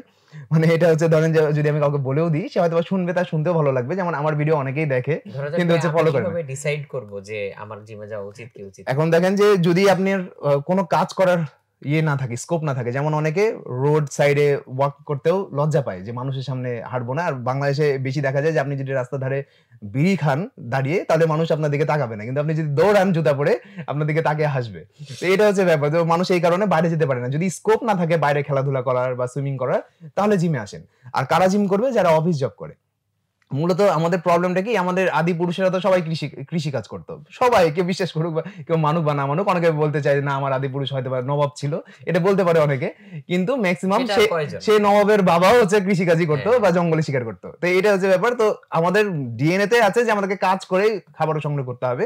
মানুষ ছাড়া প্রত্যেকটা প্রাণী কিন্তু কাজ করেই খাবার সংগ্রহ করে। এই জন্য তারা তাদের যেটা আইডিয়াল এভারেজ লাইফ স্প্যান সে পর্যন্ত পৌঁছায়। একটা পাখি, একটা কুকুর দেখবেন তার লাইফ স্প্যানে পৌঁছায়, একদম মানে তার যেটা গড় আয়ু সেখানে পৌঁছায়। কিন্তু মানুষ দেখা যায় যে গড় আয়ু পর্যন্ত পৌঁছাতে পারে না। মানুষের বিভিন্ন রোগ থাকে, আগেই মারা যায় অনেকে। রিজনটা কি? কারণ আমরা খাবার সংগ্রহ করার জন্য কাজ করছি না। এখন হ্যাঁ, আপনি তো গায়ের পরিশ্রমে এখন আর হচ্ছে ওই যুগও নাই। আপনাকে মেন্টাল পরিশ্রম করে এগোতে হবে। এখন ফিজিক্যাল পরিশ্রম কিছুটা করতে হবে। মানে আপনি যেহেতু এখন আর শিকার করছেন না, কৃষিকাজ করছেন না, তো এখন কি করতে হবে? ওই সাপোর্টটাকে দেওয়ার জন্য কিছুটা মেন্টাল আপনাকে হচ্ছে ফিজিক্যাল পেইন দিতে হবে আপনার শরীরকে। যেটা গুড পেইন। আমি কিছুক্ষণ আগে বলছিলাম যে আমাদের হার্টকে সেই পরিশ্রমটা দিতে হবে। যেন আপনাকে ব্রেইনকে সিগন্যাল দিতে হবে যে আপনার শরীরের প্রত্যেকটা অঙ্গ, প্রত্যেকটা মাসল কাজ করছে। এটার জন্য আপনি 20 মিনিট যদি ফ্রি হ্যান্ড এক্সারসাইজ করেন বাসাতে, আপনি এভাবে করতে পারেন যে একদিন আপার বডি করতে পারেন, একদিন লোয়ার বডি করতে পারেন। সপ্তাহে 4 দিন করলে কিন্তু আপনি মোটামুটি ভালো ফিট থাকবেন। বডি বিল্ডার হওয়ার কথা বলছি না। আমি নরমালি কাউকে বলিও না বডি বিল্ডার হওয়ার কথা। কারণ ওটাতে আমি একটু আগেই বললাম যে ক্যারিয়ার নাই এখানে। কিছুদিন পর ছেড়ে দিবেন। অনেকেই দেখা যায় যে জিমে এমনভাবে ফোকাস করে যে সে হয়তো একটা স্টুডেন্ট বা অন্য একটা জবে আছে বা কিছুদিন পর যাবে, তখন কিন্তু ছেড়ে দিবে। আমরা অনেকজন দেখেছি এরকম ক্লায়েন্ট যে অনেক ভালো জেনেটিক, তার হয়তোবা অনেক পসিবিলিটিও ছিল, সে হয়তোবা ন্যাশনালি ভালো অ্যাথলেটও হতে পারবে। কিন্তু তার লাইফ, তার ফ্যামিলি হয়তোবা বা তার ব্যাকগ্রাউন্ড কিন্তু তাকে ওই পরিমাণ সাপোর্ট করতে পারে না। তো তারা কি করে, একসময় যখন জবে চলে যায় তখন তারা যে ঘন্টাতে 2-3 ঘন্টা জিমে পড়ে থাকতো, তখন তারা একদিনও আসে না। মাসে একদিনও আসে না। তাহলে সপ্তাহে 2-3 দিন বা ঘন্টায় মানে কি বলবো, দিনে 2-3 ঘন্টা ব্যায়াম করার থেকে আজীবন 1 ঘন্টা করে ব্যায়াম করা তো বেশি ভালো। আপনি এমন ভাবে আপনার লাইফটাকে লিড করেন যেন আপনি আজীবন 1 ঘন্টা করে সময় বের করতে পারেন।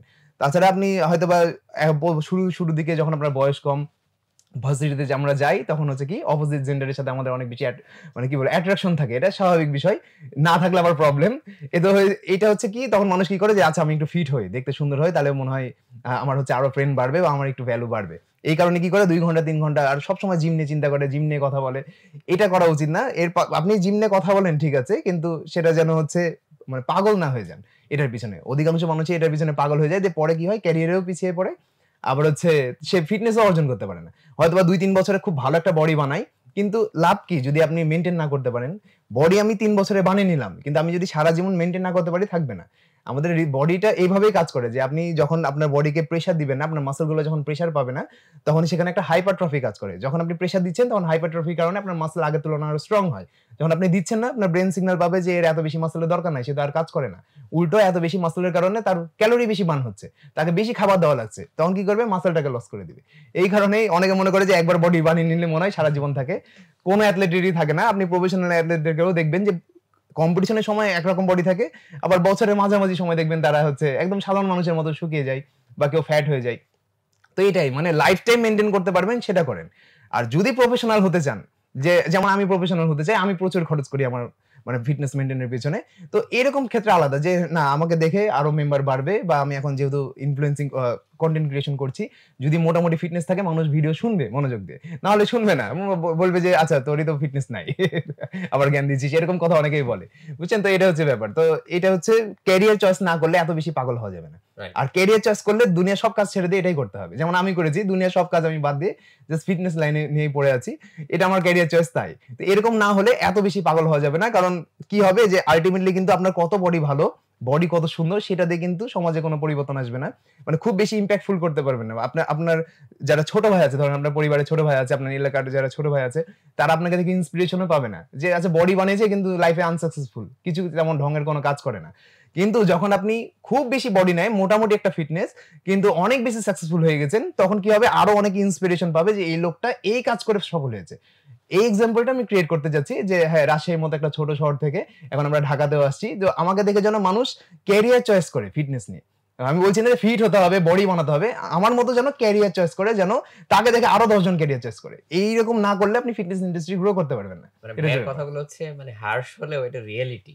মানে রিয়েলিটি তো আসলে হচ্ছে রিয়ালাইজ করতে হবে। ভাই আপনার কথা থেকে আরেকটা জিনিস মাথায় আসলো, সেটা হচ্ছে অনেকে জিমে যাওয়া শুরু করা বা এক্সারসাইজ শুরু করার পরপরই সাপ্লিমেন্ট নিয়ে চিন্তা হুম, হুম। ভাবনা শুরু করে। তো এটা আসলে কতটুকু নেসেসারি বা কার জন্য নেসেসারি? দেখেন যে ফুড সাপ্লিমেন্ট কয়েক ধরনের হয়। হুম, যেটা হচ্ছে আমরা সাপ্লিমেন্ট হিসেবে চিনি। মেক্সিমাম আমি ইউএস এর প্রেফার করি। আমিও কিন্তু সাপ্লিমেন্ট বলি মানুষকে। কখন বলি? ধরেন আপনার ১০০ গ্রাম প্রোটিন দরকার সারাদিনে। আপনি ৮০ গ্রাম প্রোটিন পাচ্ছেন ন্যাচারাল খাবার থেকে, মাছ, মাংস থেকে। বাকি ২০ গ্রাম আপনার কোনভাবে হচ্ছে না। আপনি হয়তোবা মেসে থাকেন বা কোথাও থাকেন বা রান্না করা পসিবল না। তখন আপনি ২০ গ্রাম সাপ্লিমেন্ট থেকে নিবেন। হুম। কিন্তু শুরুর দিনই যদি আপনি যে এই লাইফস্টাইল ঠিক না করে আপনি প্রোটিন সাপ্লিমেন্টের দিকে ফোকাস করেন, তাহলে খুব একটা বেশি রেজাল্ট পাবেন না, কন্টিনিউ করতে পারবেন না। অধিকাংশ কি করে যে সে ২০ গ্রাম প্রোটিনও ন্যাচারাল ফুড থেকে নেয় না। মানে মাছ, মাংস সে একদমই খায় না। মনে করে যে সে ২ স্কুপ প্রোটিন খাবে, তার রিকোয়ারমেন্ট কমপ্লিট হয়ে যাবে। একজন ৬০ কেজি ওজনের ছেলে বা মানে ছেলের কথাই বলি, একজন ৬০ কেজি ওজনের ছেলে মাসল তৈরি করতে চাচ্ছে, সেক্ষেত্রে তাকে মিনিমাম ১.৫ গ্রাম প্রোটিন পার কেজি বডি ওয়েট খেতে হবে। মানে প্রায় তার ৯০ গ্রামের কাছাকাছি প্রোটিন তার লাগবে, এটা মিনিমাম। হুম। এখন ৯০ গ্রাম প্রোটিনের যদি সে কমপ্লিট করতে ১ম দিনই না পারে, মানে তাহলে সে ১ম দিন থেকেই সাপ্লিমেন্ট ইউজ করতে পারবে। মানে প্রোটিন সাপ্লিমেন্টের কথা যেটা বলছি, প্রোটিন ওকে। সাপ্লিমেন্ট কিন্তু জাস্ট দুধ, আমরা যে ছানা ইয়ে করি না, দুধের ছানা হয় না? হুম। সেটা যে সবুজ পানিটা থাকে, সেই পানিটা শুকিয়ে প্রোটিন সাপ্লিমেন্ট তৈরি করা হয়। আচ্ছা। whey protein. তো এটা কোনো আনন্যাচারাল কোনো কিছু না। এটা খেলেও হবে। হ্যাঁ, অনেকে বলে যে প্রোটিন সাপ্লিমেন্ট খেয়ে কিডনি নষ্ট হয়ে যায়, এই হয়, ওই হয়, অনেক সমস্যা আছে। এটা হবে কার? যার আগে থেকে কিডনিতে প্রবলেম আছে বা যে প্রয়োজনের তুলনায় বেশি খায়। হুম। মানে তার হয়তোবা ৯০ গ্রাম দরকার, সে খাচ্ছে ১৫০ গ্রাম। মাত্রাটা বুঝতে হ্যাঁ, হবে। মাত্রা বুঝতে হবে। মাত্রা না বুঝলে আপনি যেটাই খান, আপনি মাত্রা না বুঝে যদি ভাত খান, সাইড ইফেক্ট হিসেবে আপনার পেটে চর্বি জমবে। আপনি মাত্রা না বুঝে যদি আপনি বেশি পরিমাণে চিনি খান, তাও ফ্যাট জমবে। আপনি মাত্রা না বুঝে যদি বেশি পরিমাণে বাদাম খান, তাও বেশি ফ্যাট জমবে। মানে মাত্রা না বুঝে হেলথি খাবার খেলেও আপনার শরীর ফ্যাট গেইন করবে। মাত্রাটা বুঝতে হবে। আবার মাত্রা না বুঝে যদি আপনি হচ্ছে আনহেলথি খাবার খুব কম পরিমাণে খান, সমস্যা নাই। ধরেন আপনি মাত্রা বুঝেছেন, মানে বুঝে গেছেন যে আমি যদি আনহেলথি খাবার সারাদিনে এই ২০-২৫ গ্রাম খাই, আমার কিছু হবে না। তাহলে আপনি আনহেলথি খাবার প্রত্যেকদিন খেতে পারবেন, কিচ্ছু হবে না আপনার। মাত্রা বুঝতে হবে। বুঝছেন? এটা তো এটা হচ্ছে খুবই ব্যাপার। ইম্পোর্টেন্ট একটা পয়েন্ট। আ রুমিকে জিজ্ঞেস করা হয়েছিল যে বিষ কি? তখন উনি অনেক ভেবে উত্তর দিয়েছিলেন যে মাত্রাতিরিক্ত যেকোনো কিছুই বিষ। জি, হুম, হুম। সেটাই। তো আবার দেখেন যে আমরা অরিজিনালি যে বিষগুলো পাই, যেমন হচ্ছে তেলাপোকা মারার বিষ, পিঁপড়া মারার বিষ, সামান্য পরিমাণ মানুষ খেলেও কিন্তু মানুষ মারা যাবে না। না, হয়তোবা পেট না। খারাপ হতে হুম। পারে। তো ব্যাপারটা কি? যে জিনিসে ফুডের আইটেমের প্রবলেম নাই, অ্যামাউন্ট এর প্রবলেম। আমি অনেকবার বলি যে মানে আইটেম কোনো প্রবলেম ক্রিয়েট করে না। কোল্ড ড্রিংকস আপনি সপ্তাহে ১ দিন খান, কোনো প্রবলেম হবে না আপনার। কিন্তু কোল্ড ড্রিংকস আপনি প্রত্যেকদিন খাচ্ছেন, তখন অ্যামাউন্ট বেড়ে যাচ্ছে। রাইট। সেম অ্যামাউন্ট, মানে ওজন বাড়ানো বা কমানোর খাবার সেম। আপনি যদি হেলথি খাবার খেয়ে ওজন বাড়াতে পারবেন ক্যালোরি সারপ্লাস করলে। ২০০০ ক্যালোরি আপনার ৭০ কেজি, ধরেন আপনার ওজন ৭০ কেজি, ২০০০ ক্যালোরি খেলে ৭০ এই থাকে ওজন। আপনি যদি ২৫০০ ক্যালোরি খাবার খান, তাহলে আপনার ওজন আস্তে, আস্তে বাড়বে, ৭৫ পর্যন্ত যাবে। এখন আপনি সেটা হেলথি খাবার দিয়ে খেয়েও ওজন বাড়াতে পারবেন, আনহেলথি খাবার খেয়ে ওজন বাড়াতে পারবেন। আনহেলথি খাবার খেলে কি হবে? আপনার শরীরে অন্যান্য সাইড ইফেক্ট হবে। হেলথি খাবার খেলে কোনো সাইড ইফেক্ট হবে না। প্রবলেমটা হচ্ছে যে আবার ওই সেম হেলথি খাবার খেয়ে আপনি ওজন কমাতে পারবেন। আপনি ২০০০ এর জায়গায় ১৫০০ ক্যালোরি খান, হেলথি ওয়েতে আপনার ওয়েট কমবে। মানে ওজন বাড়ানো বা কমানোর খাবার সেমই হয়। কোন একটা নির্দিষ্ট খাবার আমাদের ওজন সরাসরি কমাতে বা বাড়াতে পারে না। অনেক মানুষ বলে যে গ্রিন টি খেলে হয়তোবা চর্বি কমে। ব বিভিন্ন খাবারের কথা বলে যে কি সব আমাকে বলে। তো আমি সবসময় একটা কথাই বলি যে এগুলো হেলথি খাবার আমাদের মেটাবলিজম প্রসেস ফাস্ট করে। মানে মেটাবলিজম প্রসেস হলো খাবারকে হজম করার প্রক্রিয়া। মানে খাবার থেকে যে পুষ্টিটা পায় আমাদের শরীর খুব দ্রুত অ্যাবজর্ব করে। মেটাবলিজম যাদের ফাস্ট। যারা দেখবেন প্রচুর পরিমাণ খেয়েও ওজন সহজে বাড়ে না, তাদের মেটাবলিজম এক্সট্রিম লেভেলের ফাস্ট হয়। আবার কারো হাইপারথাইরয়েড রোগও থাকতে হুম, পারে, হুম, যার হুম। কারণে ওজন মানে কমে থাকে। আর হাইপোথাইরয়েড হলে তাদের ওজন বেড়ে যায়। বেড়ে যায় তাড়াতাড়ি। তো এটা আলাদা, এটা হরমোনাল বিষয়। কিন্তু ইন জেনারেল একটা সুস্থ স্বাভাবিক মানুষের ওজন কতটা দ্রুত বাড়বে বা কমবে, সেটা নির্ভর করছে হচ্ছে তার মেটাবলিজমের উপরে। তো মেটাবলিজম ফাস্ট হয় হচ্ছে হেলথি খাবার খেয়ে। আপনি যখন গ্রিন টি খাচ্ছেন বা যে আদা চা খাচ্ছি চিনি ছাড়া, তখন আমাদের মেটাবলিজম বা আমাদের হজম প্রক্রিয়ার একটু ভালো হয়, পেটটা পরিষ্কার হয়, দ্রুত অ্যাবজর্ব করে ফেলে আমাদের বডি। এটাই, এছাড়া আর এক্সট্রা কোনো বেনিফিট নাই। বুঝেছেন? সবকিছু নির্ভর করছে ওই ক্যালোরির উপরে। এখন অনেকে বলে তাহলে কি মেপে খাবো? যেমন আমার বাড়িতে আমরা ২ ভাই বোন, একই মানে একই সাথে জমজ ২ ভাই বোন। একজন মোটা সেম খাবার খায়, একজন পাতলা। রিজনটা কি? তার হচ্ছে ডিএনএ দেয়া। হয়তোবা একজন গেছে তার বাবার দিকে, একজন গেছে মায়ের দিকে। দুজনের ডিএনএ, দুজনের জেনেটিক্স আলাদা। আমি এর আগে অনেকবারই বলেছি যে আমাদের হচ্ছে বডি টাইপ ৩ রকম হয়। এন্ডোমর্ফ, একটোমর্ফ, মেসোমর্ফ। এন্ডোমর্ফ হচ্ছে যারা সহজে ওজন কমাতে পারে না। মেসোমর্ফ হচ্ছে মাঝামাঝি সহজে ওজন কমাতে পারে, বাড়াতে পারে। আর একটোমর্ফ হচ্ছে সহজে মানে বাড়াতেই পারে না, হুম, হুম। একটোমর্ফ। তো এগুলোর ভিতরে হয়তোবা একজন এন্ডোমর্ফ পেয়ে গেছে, একজন একটোমর্ফ পেয়ে গেছে। এটা হতেই পারে, এটা দাদা-নানার জেনেটিকও আসতে পারে। এটা খুবই অস্বাভাবিক কিছু না। কারণ দেখবেন কারো জেনেটিক্যাল কেউ ফর্সা হয়, কেউ কালো হয়। বুঝতে পেরেছেন? ভাই-বোন কিন্তু একজন হয়তোবা খুব ফর্সা, একজন কালো। ঠিক সেভাবে হচ্ছে আপনি সেম খাবার খেয়েও কেন মোটা পাতলা হচ্ছেন? আপনাদের মেটাবলিজম প্রসেসে হেরফের আছে। রাইট। কারো মেটাবলিজম ফাস্ট, কারো মেটাবলিজম স্লো। তো যেটা করতে হবে, হেলথি খাবার খেলে আমাদের মেটাবলিজম ফাস্ট হবে এবং নির্ভর করছে আপনার সারাদিনের ক্যালোরির উপরে। বুঝতে পারছেন? হ্যাঁ, এই হচ্ছে বিষয়। এই যে এক্সারসাইজের ব্যাপারটাও কিছুটা বুঝলাম। প্লাস হচ্ছে ডায়েটের ব্যাপারটাও বুঝলাম।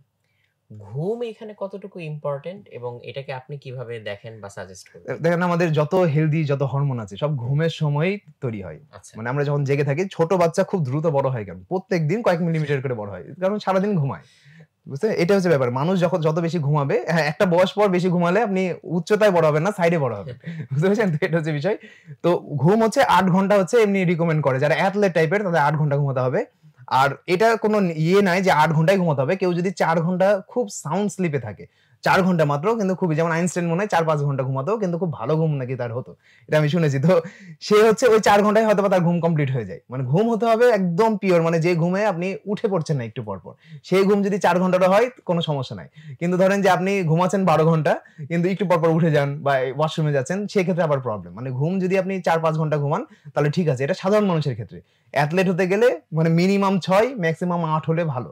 ৮ ঘন্টা এই না ঘুমালে আপনার হচ্ছে হরমোন তৈরি হবে না। তাহলে আপনার স্লিপ কোয়ালিটি কিভাবে স্লিপ বাড়ানো কোয়ালিটি যায়? ইমপ্রুভ হবে হচ্ছে আপনাকে স্ক্রিন টাইম কমাতে হবে হচ্ছে ঘুমাতে যাওয়ার আগে। আমাদের মেক্সিমামের প্রবলেম হচ্ছে আমরা ঘুমাতে যাওয়ার আগে বেশি স্ক্রিন টাইম থাকে আমাদের। মানে মানে হ্যাঁ, ঘুমিয়ে পড়ার আগ পর্যন্ত আমাদের আমরা চোখের মোবাইল সামনে একটা চলে। স্ক্রিন হ্যাঁ, থাকে। এটাই হচ্ছে প্রবলেম। এই কারণে আমাদের সাউন্ড স্লিপটা আসতে দেরি হয়। আচ্ছা, আপনি এট লিস্ট ১ ঘন্টা আগে আপনাকে ছাড়তে হবে। মানে মোবাইলটা আপনাকে স্ক্রিন থেকে যেটা হোক, টিভি হোক, ল্যাপটপ হোক, যাই হোক ১ ঘন্টা আগে সরতে হবে সেখান থেকে। আর যদি শারীরিক পরিশ্রম করেন ঘুম আসবে। যাদের রাত্রে সহজে ঘুম আসে না তারা চেষ্টা করবেন সকালে ব্যায়াম করার। হুম, সকালে ব্যায়াম করলে সারাদিন যেতে, যেতে আপনার হচ্ছে আমাদের যদি আমি বলি যে ঘুম কিভাবে আসে, অ্যাডিনোসিন নামে একটা হরমোন আছে আমাদের শরীরে, বুঝছেন?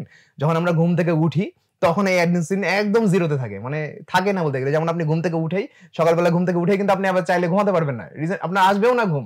যতই আপনাকে ফোর্স করা হোক। রিজনটা কি আপনার অ্যাডিনোসিন হরমোন থাকে না শরীরে। যত দিন গড়াবে দুপুর হতে, হতে, হতে, হতে দেখবেন অ্যাডিনোসিন বাড়ছে। তো দুপুরবেলা অনেকের ঘুম আসে। রাত হতে, হতে একদমই বেড়ে যায় তখন রাতের বেলা ঘুম আসে। তো এই অ্যাডিনোসিন হরমোনের কারণে কিন্তু আমাদের ঘুম আসে। এটা সাউন্ড স্লিপ যদি না হয়, ধরেন আপনি ঘুমালেন ঠিক আছে কিন্তু একটু পর, পর জেগে গেছেন। তখন আপনার অ্যাডিনোসিন হরমোন কি হবে? পুরোপুরি 0 তে যাবে না। হয়তোবা 20 তে থাকবে বা 30 তে থাকবে। তখন কি হবে যে দুপুরে আস্তে, আস্তে আবার ঘুম আসবে আপনার। এবার সাউন্ড স্লিপ বিজি হলে লাগবে বা হচ্ছে হ্যাঁ, একটু মানে আপনার ভালো লাগবে না। একটা মানে কি বলবো যে এনার্জেটিক ফিল করবেন না। আপনার সবসময় মনে হবে যে না আজকে ভালো লাগছে না। আজকে একটা কাজ কম করি। এই কারণে স্লিপটা খুব জরুরি। আর এই যখন আমরা এক্সারসাইজ করি তখন আমাদের অ্যাডিনোসিন আরো দ্রুত তৈরি হয়। ধরেন আপনি সকালবেলা ঘুমিয়েছেন, অ্যাডিনোসিন আপনি হরমোন, এটা কিন্তু আবার খুব খারাপও না, ভালোও না। মানে হরমোন কিন্তু বেশি পরিমাণে থাকা খারাপ, আবার কম পরিমাণে থাকাও হচ্ছে হুম, খারাপ। হুম, মানে মাত্রা মাত্রা, থাকতে হবে। সেই মাত্রা। যাদের সহজে ঘুম আসে না তার মানে হচ্ছে তাদের শরীরে অ্যাডিনোসিন উৎপন্ন হয় না। তারা কি করবে যে তারা এক্সারসাইজ করবে, সঠিক পরিমাণে অ্যাডিনোসিন তৈরি হবে তখন তাদের ঘুমও আসবে। আবার কেউ, কেউ হচ্ছে রাত্রে যারা এক্সারসাইজ করে তাদের ঘুমাতে একটু কষ্ট হয়। রিজনটা কি? এক্সারসাইজ করলে আমাদের ব্রেইন অ্যাক্টিভ হয়। হুম, এটা হুম, আমি কিছুদিন আগে একটা পোস্ট দিলাম যে এক্সারসাইজ করলে আমাদের ব্রেইনের ব্লাড সার্কুলেশন বাড়ে। ব্রেইনের যে পার্ট গুলো আমরা ইউজ করি না সাধারণত সেগুলোতেও হচ্ছে ব্লাড সার্কুলেশন হয়। যার কারণে আমাদের ব্রেইনটা একটু খুলে যায় যেটা বলে। তার মানে এটা না যে আপনি জ্ঞানী হয়ে যাবেন। জ্ঞানী আপনি কখন হবেন? যখন আপনি এক্সপেরিয়েন্স করছেন কোন কিছু। হুম, হুম। মানে আপনি জাস্ট কি ভাবতে শিখবেন যে হচ্ছে আচ্ছা ঠিক আছে আপনার ব্রেইনটা একটু বেশি কাজ করছে এটাই। এইটা হচ্ছে কাজ করবে যদি আপনি এক্সারসাইজটা শুরু করেন। তো তখন কি হয় যে রাত্রে ঘুম আসতে চায় না। আপনার বিভিন্ন ধরনের চিন্তা আসবে মাথায়। এটা হচ্ছে ব্যাপার। তো এইজন্য মানে খুব আমি প্রেফার করি হচ্ছে সন্ধ্যার সময় ব্যায়াম করা। মানে সন্ধ্যার পরে সন্ধ্যা থেকে রাত ৮ঃ০০ পর্যন্ত ঠিক আছে। কেউ যদি লেট নাইটে এক্সারসাইজ করতে চান সেটাও করতে পারেন।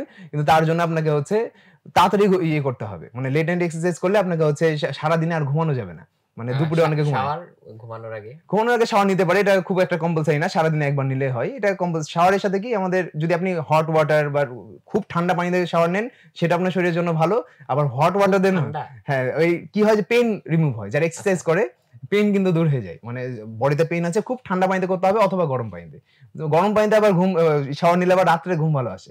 আর আচ্ছা, ঠান্ডা আচ্ছা। পানি নিয়ে যদি আপনি শাওয়ার নেন তাহলে আপনার হচ্ছে পেইনটা দূর হবে। এক্সারসাইজ করার ফলে যে পেইন থাকে সেই পেইনটা দূর হয় ঠান্ডা পানিতে গোসল করলে। তো এইটা হচ্ছে ব্যাপার। আবার হচ্ছে শীতকালে অনেকে দেখবেন যে কিছু বয়স্ক মানুষ আছে যাদের শীতের সময় হাঁটু ব্যথা করে। তারা হুম, যদি সারা বছর ঠান্ডা পানিতে গোসল করার অভ্যাস করে তাহলে আর শীতে তাদের হচ্ছে হাঁটু ব্যথা করবে না। এটা আচ্ছা। কিন্তু তার অভ্যাস হয়ে যাবে। তার বডি ওই ঠান্ডা পানির সাথে অভ্যস্ত হয়ে যাবে, ঠান্ডা ওয়েদারের সাথে অভ্যস্ত হয়ে যাবে। তো যাদের হাঁটু ব্যথা করে আসলে শীতকালে তারা যদি এখন থেকে চেষ্টা করে যে না আমি এখন থেকে ঠান্ডা পানিতে গোসল করব, শীত আস্তে, আস্তে দেখবেন তাদের এই প্রবলেম দূর হয়ে গেছে। আচ্ছা।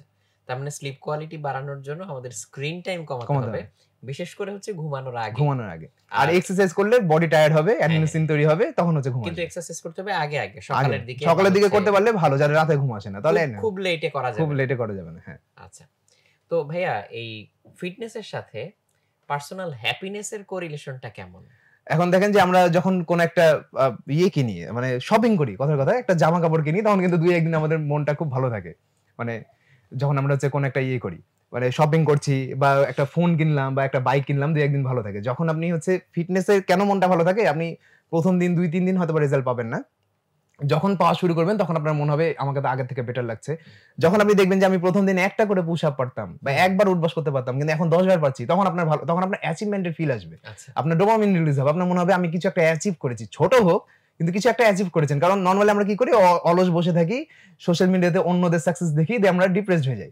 যখন আপনি নিজে দেখবেন যে ছোট, ছোট আপনি সাকসেস পাচ্ছেন, তখন কিন্তু আপনার ভিতরে ওই ডোপামিন রিলিজ হবে যে অ্যাচিভমেন্ট তো হচ্ছে।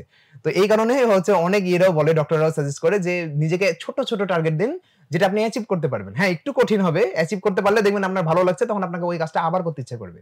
কারো, কারো যেমন সারাদিন পড়তেই ভালো লাগে, তার পড়ে ডোপামিন রিলিজ হয়। কারো, কারো খেলে ডোপামিন রিলিজ হয়।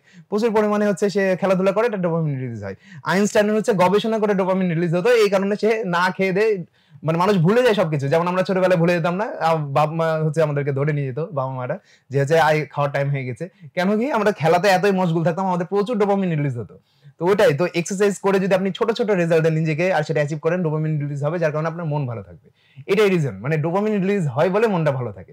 তাছাড়া আর কিছু না। আপনার যদি ডোপামিন রিলিজ না হয়, আপনাকে দুনিয়ার সমস্ত কিছু এনে দেওয়া হোক, আপনার ভালো লাগবে না। ইভেনচুয়ালি আমরা তো আসলে হ্যাপিনেসই চাই। হ্যাপিনেসই চাই। হ্যাঁ। যেমন কারো যদি বাসায় কোন একটা ইনসিডেন্ট ঘটে যে কেউ একজন মারা গেছে, তার সাথে লাইফে অন্য কিছু হোক, হয়তোবা তার জবে প্রমোশন হয়েছে সেম ডেতে, তার ভালো লাগবে না। তার ডোপামিন রিলিজই হবে না। এই ভালো লাগার অনুভূতি ডোপামিনের সাথে হয়, বুঝছেন? কোরিলেটেড। তো এটা হচ্ছে ব্যায়াম করলে ডোপামিন রিলিজ হয়। এটা লং টার্ম ডোপামিন। ডোপামিন কিন্তু আরো অনেকভাবে রিলিজ হয়। আপনি যদি একটা হচ্ছে কি বলবো, নেশাদ্রব্য গ্রহণ করেন, একটা সিগারেট খান, বা আপনি যদি হচ্ছে কোন খুব সুস্বাদু একটা খাবার খান, সাথে, সাথে ডোপামিন রিলিজ হবে। হয়তোবা কোল্ড ড্রিংকস খেলেন। এমন একটা খাবার, আনহেলথি খাবার যেগুলো, বেশিরভাগ সুস্বাদু খাবার তো আনহেলথি হয়। তো এই আনহেলথি খাবার যদি খান, এটা ঠিক আছে, সপ্তাহে ১ দিন খান, সমস্যা নাই। সপ্তাহে ১ দিন আপনি নিজেকে রিওয়ার্ড দেন। মানে এক্সারসাইজ কিন্তু নিজেকে হচ্ছে পানিশ করে না। মানে মানুষজন এক্সারসাইজ মানে নিজেকে আমি বেশি খেয়ে ফেলেছি, পানিশমেন্ট দিই নিজেকে। এটা কিন্তু না। এক্সারসাইজ হচ্ছে নিজেকে রিওয়ার্ড দেওয়া। আচ্ছা, আপনি এক্সারসাইজ করলেন, ১ সপ্তাহ ধরে এক্সারসাইজ করলেন, আপনার হচ্ছে বডি কিছুটা ইমপ্রুভ হলো। এবার রিওয়ার্ড হিসেবে আপনি আপনাকে আনহেলথি ফুড বা জাঙ্ক ফুড দেন। তাহলে আপনার বডি আবার হচ্ছে একটু গ্রো করবে, আপনার ডোপামিন রিলিজ হবে, আপনার মনে হবে যে আচ্ছা ঠিক আছে, আজকে তো মন ভরে মানে যা খুশি তাই খেলাম, তো কালকে থেকে আবার পুরো দমে শুরু করি। কিন্তু অনেকে কি করে যে লং টার্ম ছাড়তেই চায় না, চালাতেই থাকে। ছাড়বে না কারা? ধরেন টানা ২-৩ মাস পর তার কম্পিটিশন আছে বা কোন একটা জব অপরচুনিটি আছে যেখানে তার ওয়েট লস করতেই হবে। সেক্ষেত্রে তারা কন্টিনিউ করবে, কষ্ট করে হলেও। কিন্তু যার ধরেন এরকম কোন গোল নাই, সে জাস্ট মেইনটেইন করবে, আচ্ছা উইকে আমি ২ দিন খাই, ৩ দিন পর, পর খাই। এটা হচ্ছে ব্যাপার। যদি তাও সম্ভব না হয়, তাহলে ১ দিন পর, পর ১ দিন ডায়েট করব, আরেকদিন খাবো। মানে যে ধরেন যে কখনোই ডায়েট করেনি, এক্সারসাইজ করেনি, তাকে আমরা সাজেস্ট করি যে আচ্ছা আপনি ১ দিন পর, পর করেন। মানে ১ দিন আপনি এক্সারসাইজ এন্ড ডায়েট করেন, দ্বিতীয় দিন আপনি আপনার আগের ফুডটা মেইনটেইন করেন। যখন আপনার এটাতে আপনি অভ্যস্ত হয়ে যাবেন, তখন আপনি ৫-২ আসবেন। অর্থাৎ ৫ দিন আপনি এক্সারসাইজ ডায়েট করবেন, ২ দিন আপনি ব্রেক করবেন। এইভাবে মানে শুরুটা এভাবে করি আমরা। স্লোলি। এটাতে হচ্ছে একজন হচ্ছে যে অনেক, আপনি বললেন না যে আমরা ১ম যে ৩-৪ দিনে ছেড়ে দিই। ব্যাকগ্রাউন্ডে একটা ভাইয়া বলল যে আমি হয়তোবা ১ সপ্তাহ গেছিলাম, ৩ মাসের প্যাকেজ নিয়েছিলাম। তারপর আর কন্টিনিউ করিনি। রিজনটা কি? আমরা যখন শুরু করি আমরা মনে করি আমাদেরকে রোজ করতে হবে। আমরা একদম পাগল হয়ে যাই ওটার পরে। মানে যত পাওয়া যায়, মানে আমরা কি করি যে নিজের সর্বোচ্চ শক্তি দিয়ে পুশ করার চেষ্টা করি নিজেকে, যে একটা সময় তো আপনাকে রেস্ট নিতে হবে। যখন আপনি রেস্ট নেন বা গ্যাপ দেন, তখন আরো দ্রুত বের হয়। মানে আমাদের জিনিসটা আরো দ্রুত হচ্ছে খারাপ হয়ে যায় বডিটা। এই কারণে হচ্ছে মানুষ ডিমোটিভেট হয়ে যায় যে এত কষ্ট করলাম, তারপরেও আমার স্পাইক চলে আসলো, মানে ওজন হয়তোবা ২ কেজি কমে আবার ১ কেজি বেড়ে গেছে। তখনই আমরা ছেড়ে দিই। কিন্তু তখন যদি ওই প্রসেসটাকে আমরা ট্রাস্ট করি আর আরো ১ থেকে ২ সপ্তাহ ওটাকে মেইনটেইন করি, দেখবেন যে আপনি শিখে গেছেন কিভাবে ওজন কমাতে হয়। আর যদি এই যে নলেজ গুলো থাকে, সঠিক ক্যালোরির নলেজ গুলো, মেটাবলিজমের নলেজ, আমাদের বডি কিভাবে কাজ করে, ফ্যাট কিভাবে বার্ন করে, তাহলে আপনার ইজি হবে। কেউ বোকা বানাতে পারবে না আপনাকে। বিভিন্ন প্রোডাক্টও সেল করতে পারবে না সহজে। ভাইয়া, বাংলাদেশের কথা যদি বলি তাহলে হচ্ছে বিভিন্ন জিম যেভাবে হচ্ছে বিজ্ঞাপন দেয় বা মানুষকে ইন্সপায়ার করার চেষ্টা করে, ধরা যাক সালমান খানের একটা ছবি থাকলো, হুম, হুম। কিংবা হচ্ছে খুবই হাইলি মাস্কুলার একটা মানুষের ছবি থাকলো, তো এইভাবে হচ্ছে ইয়া করা হয়। আপনিও তো যেহেতু এই ইন্ডাস্ট্রিতে আছেন, আপনার কাছে যদি জিজ্ঞেস করি যে আপনি কিভাবে আসলে হচ্ছে এই আপনার কাজের প্রুফটা দেখান? আচ্ছা, আচ্ছা। দেখেন যে যারা জিমের ব্যবসা করতে চায় বা ট্রেনার হতে চায়, ফিটনেস ট্রেনার, তারা অনেকে অনেক সময় মুখরোচক, মানে দেখতে ভালো লাগবে এরকম এড গুলো দেয়। যে হ্যাঁ, হচ্ছে ১ মাসে এত কেজি কমে যাবে, বা হচ্ছে বডি বানিয়ে দেওয়া হবে। এটা আসলে পুরোপুরি ট্রেনারের উপরে ডিপেন্ড করে না। গ্যারান্টি দেয় এটা অনেকে। গ্যারান্টি দেওয়া সম্ভবই না। যে দিচ্ছে গ্যারান্টি, সে আসলে মিসগাইড করছে। আচ্ছা। গ্যারান্টি আপনি কি করে দিবেন? ধরেন আপনি সবকিছু তাকে পারফেক্টলি দিলেন। সায়েন্টিফিক ওয়েতে তাকে ডায়েট প্ল্যান, এক্সারসাইজ রুটিন বানিয়ে দিলেন। কিন্তু সে হয়তো বাসায় যে মিষ্টি খাচ্ছে বা অন্য একটা খাবার খাচ্ছে, আপনি তো তাকে 24 ঘন্টা গাইড করছেন না। যখন আপনি বলবেন যে আমি আপনার সাথে 24 ঘন্টা থাকবো এবং গ্যারান্টি দিচ্ছি আপনাকে আমি ফিড করে দিব, তখন সেটা হচ্ছে ঠিক আছে, মানানসই। কিন্তু যখন আপনি বলছেন যে আমার ডায়েট প্ল্যান ফলো করলে আপনি হচ্ছে রেজাল্ট পেয়ে যাবেন, তখন কি হয় যে এটা একটা ট্রিক্স, সবাই জানে, প্রত্যেকটা ট্রেনার জানে, আমরাও জানি। আমরা যখন কাউকে ডায়েট প্ল্যান বানিয়ে দিই বা ট্রেনিং দিই, তখন আমরাও জানি সে ফলো করবে না পুরোটা। তো আমরা যতটা পারা যায় ইজি ভাবে দিতে চাই। তো আমরাও জানি যে সে রেজাল্টও পাবে না খুব একটা, মানে সে যদি ফলো করে সেটা বোনাস, কিন্তু 99% পুরোপুরি ফলো করতে পারে না। রিজন নাই তো তার কাছে ফলো করার, এত সারা জীবন সে মানে হচ্ছে হয়তো বা কষ্ট করেনি, হঠাৎ করে সে এত কষ্ট করতে পারবে না, এটা আমরা ধরেই নিই। তো আমরা তাকে সব থেকে ইজিয়েস্ট ওয়েতে তাকে আগে অভ্যস্ত করার চেষ্টা করি। আর যেটা মার্কেটিং করি সেটা হচ্ছে আমরা বিফোর আফটার পোস্ট করি। মানে মূলত আমি যেভাবে উঠেছি উপরে শুরু থেকে যখন আমাদের জিমে কোনো ইকুইপমেন্টও ছিল না, আমরা ভাঙড়ি পট্টিতে ওই লোহাকে ঝালাই দিয়ে ইকুইপমেন্ট বানিয়েছিলাম 2017 সালের কথা। যখন আমি প্রথম জিম ওপেন করি তখন 1,05,000 টাকা ইনভেস্টমেন্ট ছিল আমার জিমের। তো ওইটা হচ্ছে এখন প্রায় 1 কোটি টাকার উপরে খালি ইকুইপমেন্টই কিনেছি আমি, তাও নিজের টাকা দিয়ে না, মেম্বারদের টাকা দিয়ে, মানে জিম থেকে তুলে আমি ইকুইপমেন্ট কিনেছি। আর কত টাকা আমি নিজে নিয়েছি তার আমি হিসাবই রাখিনি, বুঝতে পেরেছেন? তো এটা হচ্ছে ব্যাপার। তো এটা হচ্ছে যে এই ব্যাপারটা কি ওইটাই আমাকে গ্রোথ এনে দিয়েছে যে আমি বিফোর আফটার পোস্ট করতাম, ওটা দেখে মানুষ ভরসা পেত। অ্যাকচুয়াল প্রুফ একদম। আপনি এটা পোস্টই করেন না যে আমি আপনাকে গ্যারান্টি দিচ্ছি আপনার ওজন কমিয়ে দিব বা বাড়িয়ে দিব, এটা আপনি কখনো পারবেন না, এটা মিসগাইড হয়ে যাবে। মানে মানুষকে হয়তোবা ইজিলি পেয়ে যাবেন দুই একটা কাস্টমার, হয়তোবা তাকে প্রুফ দিতে পারবেন না, হয়তোবা তাকে হচ্ছে আপনি রেজাল্ট এনে দিতে পারবেন না। তখন কি করবে সে? ব্যাড মার্কেটিং করবে যে আমি ওখানে যেও রেজাল্ট পাইনি। তো এটা তো খারাপ। ধরেন আপনি একজনকে পাওয়ার জন্য 10 জন হারিয়ে ফেলছেন। উল্টা আপনি বলেন যে আপনার ফিটনেস আপনার উপরে ডিপেন্ড করছে, আমি জাস্ট আপনাকে শো করতে পারি পার্টটা, মানে সঠিক পার্টটা, আপনি যদি ফলো করেন তাহলে আপনি রেজাল্ট পাবেন। আর আমরা বিভিন্ন ধরনের গিফট দেই, আর কিছুদিন পর পর কম্পিটিশন করি। আমরা এরকমও করি যে 1 ইয়ার ফ্রি মেম্বারশিপ দিয়ে দিই যারা খুব ভালো ইমপ্রুভ করে। এটাতে কি হয়, একে তো তার সাথে আবার কাস্টমার রিলেশনশিপ বিল্ড হচ্ছে। সে যেহেতু নিজে পরিশ্রমী, নিজে হচ্ছে এটাকে চেঞ্জ এনেছে নিজের মাধ্যমে, সে তখন আরো যখন সে জিমে থাকে তখন সে 10 জনকে মোটিভেট করে যে দেখো আমি আগে এরকম ছিলাম এখন এরকম হয়েছি। তাকে দেখে আরো 10 জন যারা জিম ছেড়ে দিবে তারা বলে যে না এই ভাই যেহেতু পেরেছে আমিও থাকি। আমরা ট্রেনারও চয়েস করি আমাদের জিমের মেম্বার যারা ওল্ড, যারা পরবর্তীতে খুব ভালো ফিটনেস বানিয়েছে, তাদের ভিতর থেকে যেন কানেক্ট করতে পারে যে আচ্ছা এই বড় ভাই এতদিন যাবত আমাদের সাথে ব্যায়াম করতো, এখন সে ট্রেনার হয়েছে নতুন কোনো ব্রাঞ্চে, আচ্ছা ঠিক আছে তাহলে হচ্ছে তার এক্সপিরিয়েন্স বেশি আছে।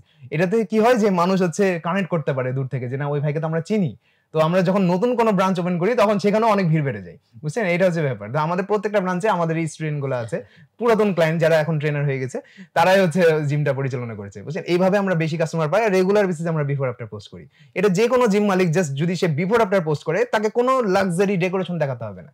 হ্যাঁ দেখাতে পারে যদি আপনি গুলশান বনানীর মতো একদম রিচ সোসাইটিতে যদি জিম ওপেন করেন, তাহলে সেখানে লাক্সারি দরকার আছে।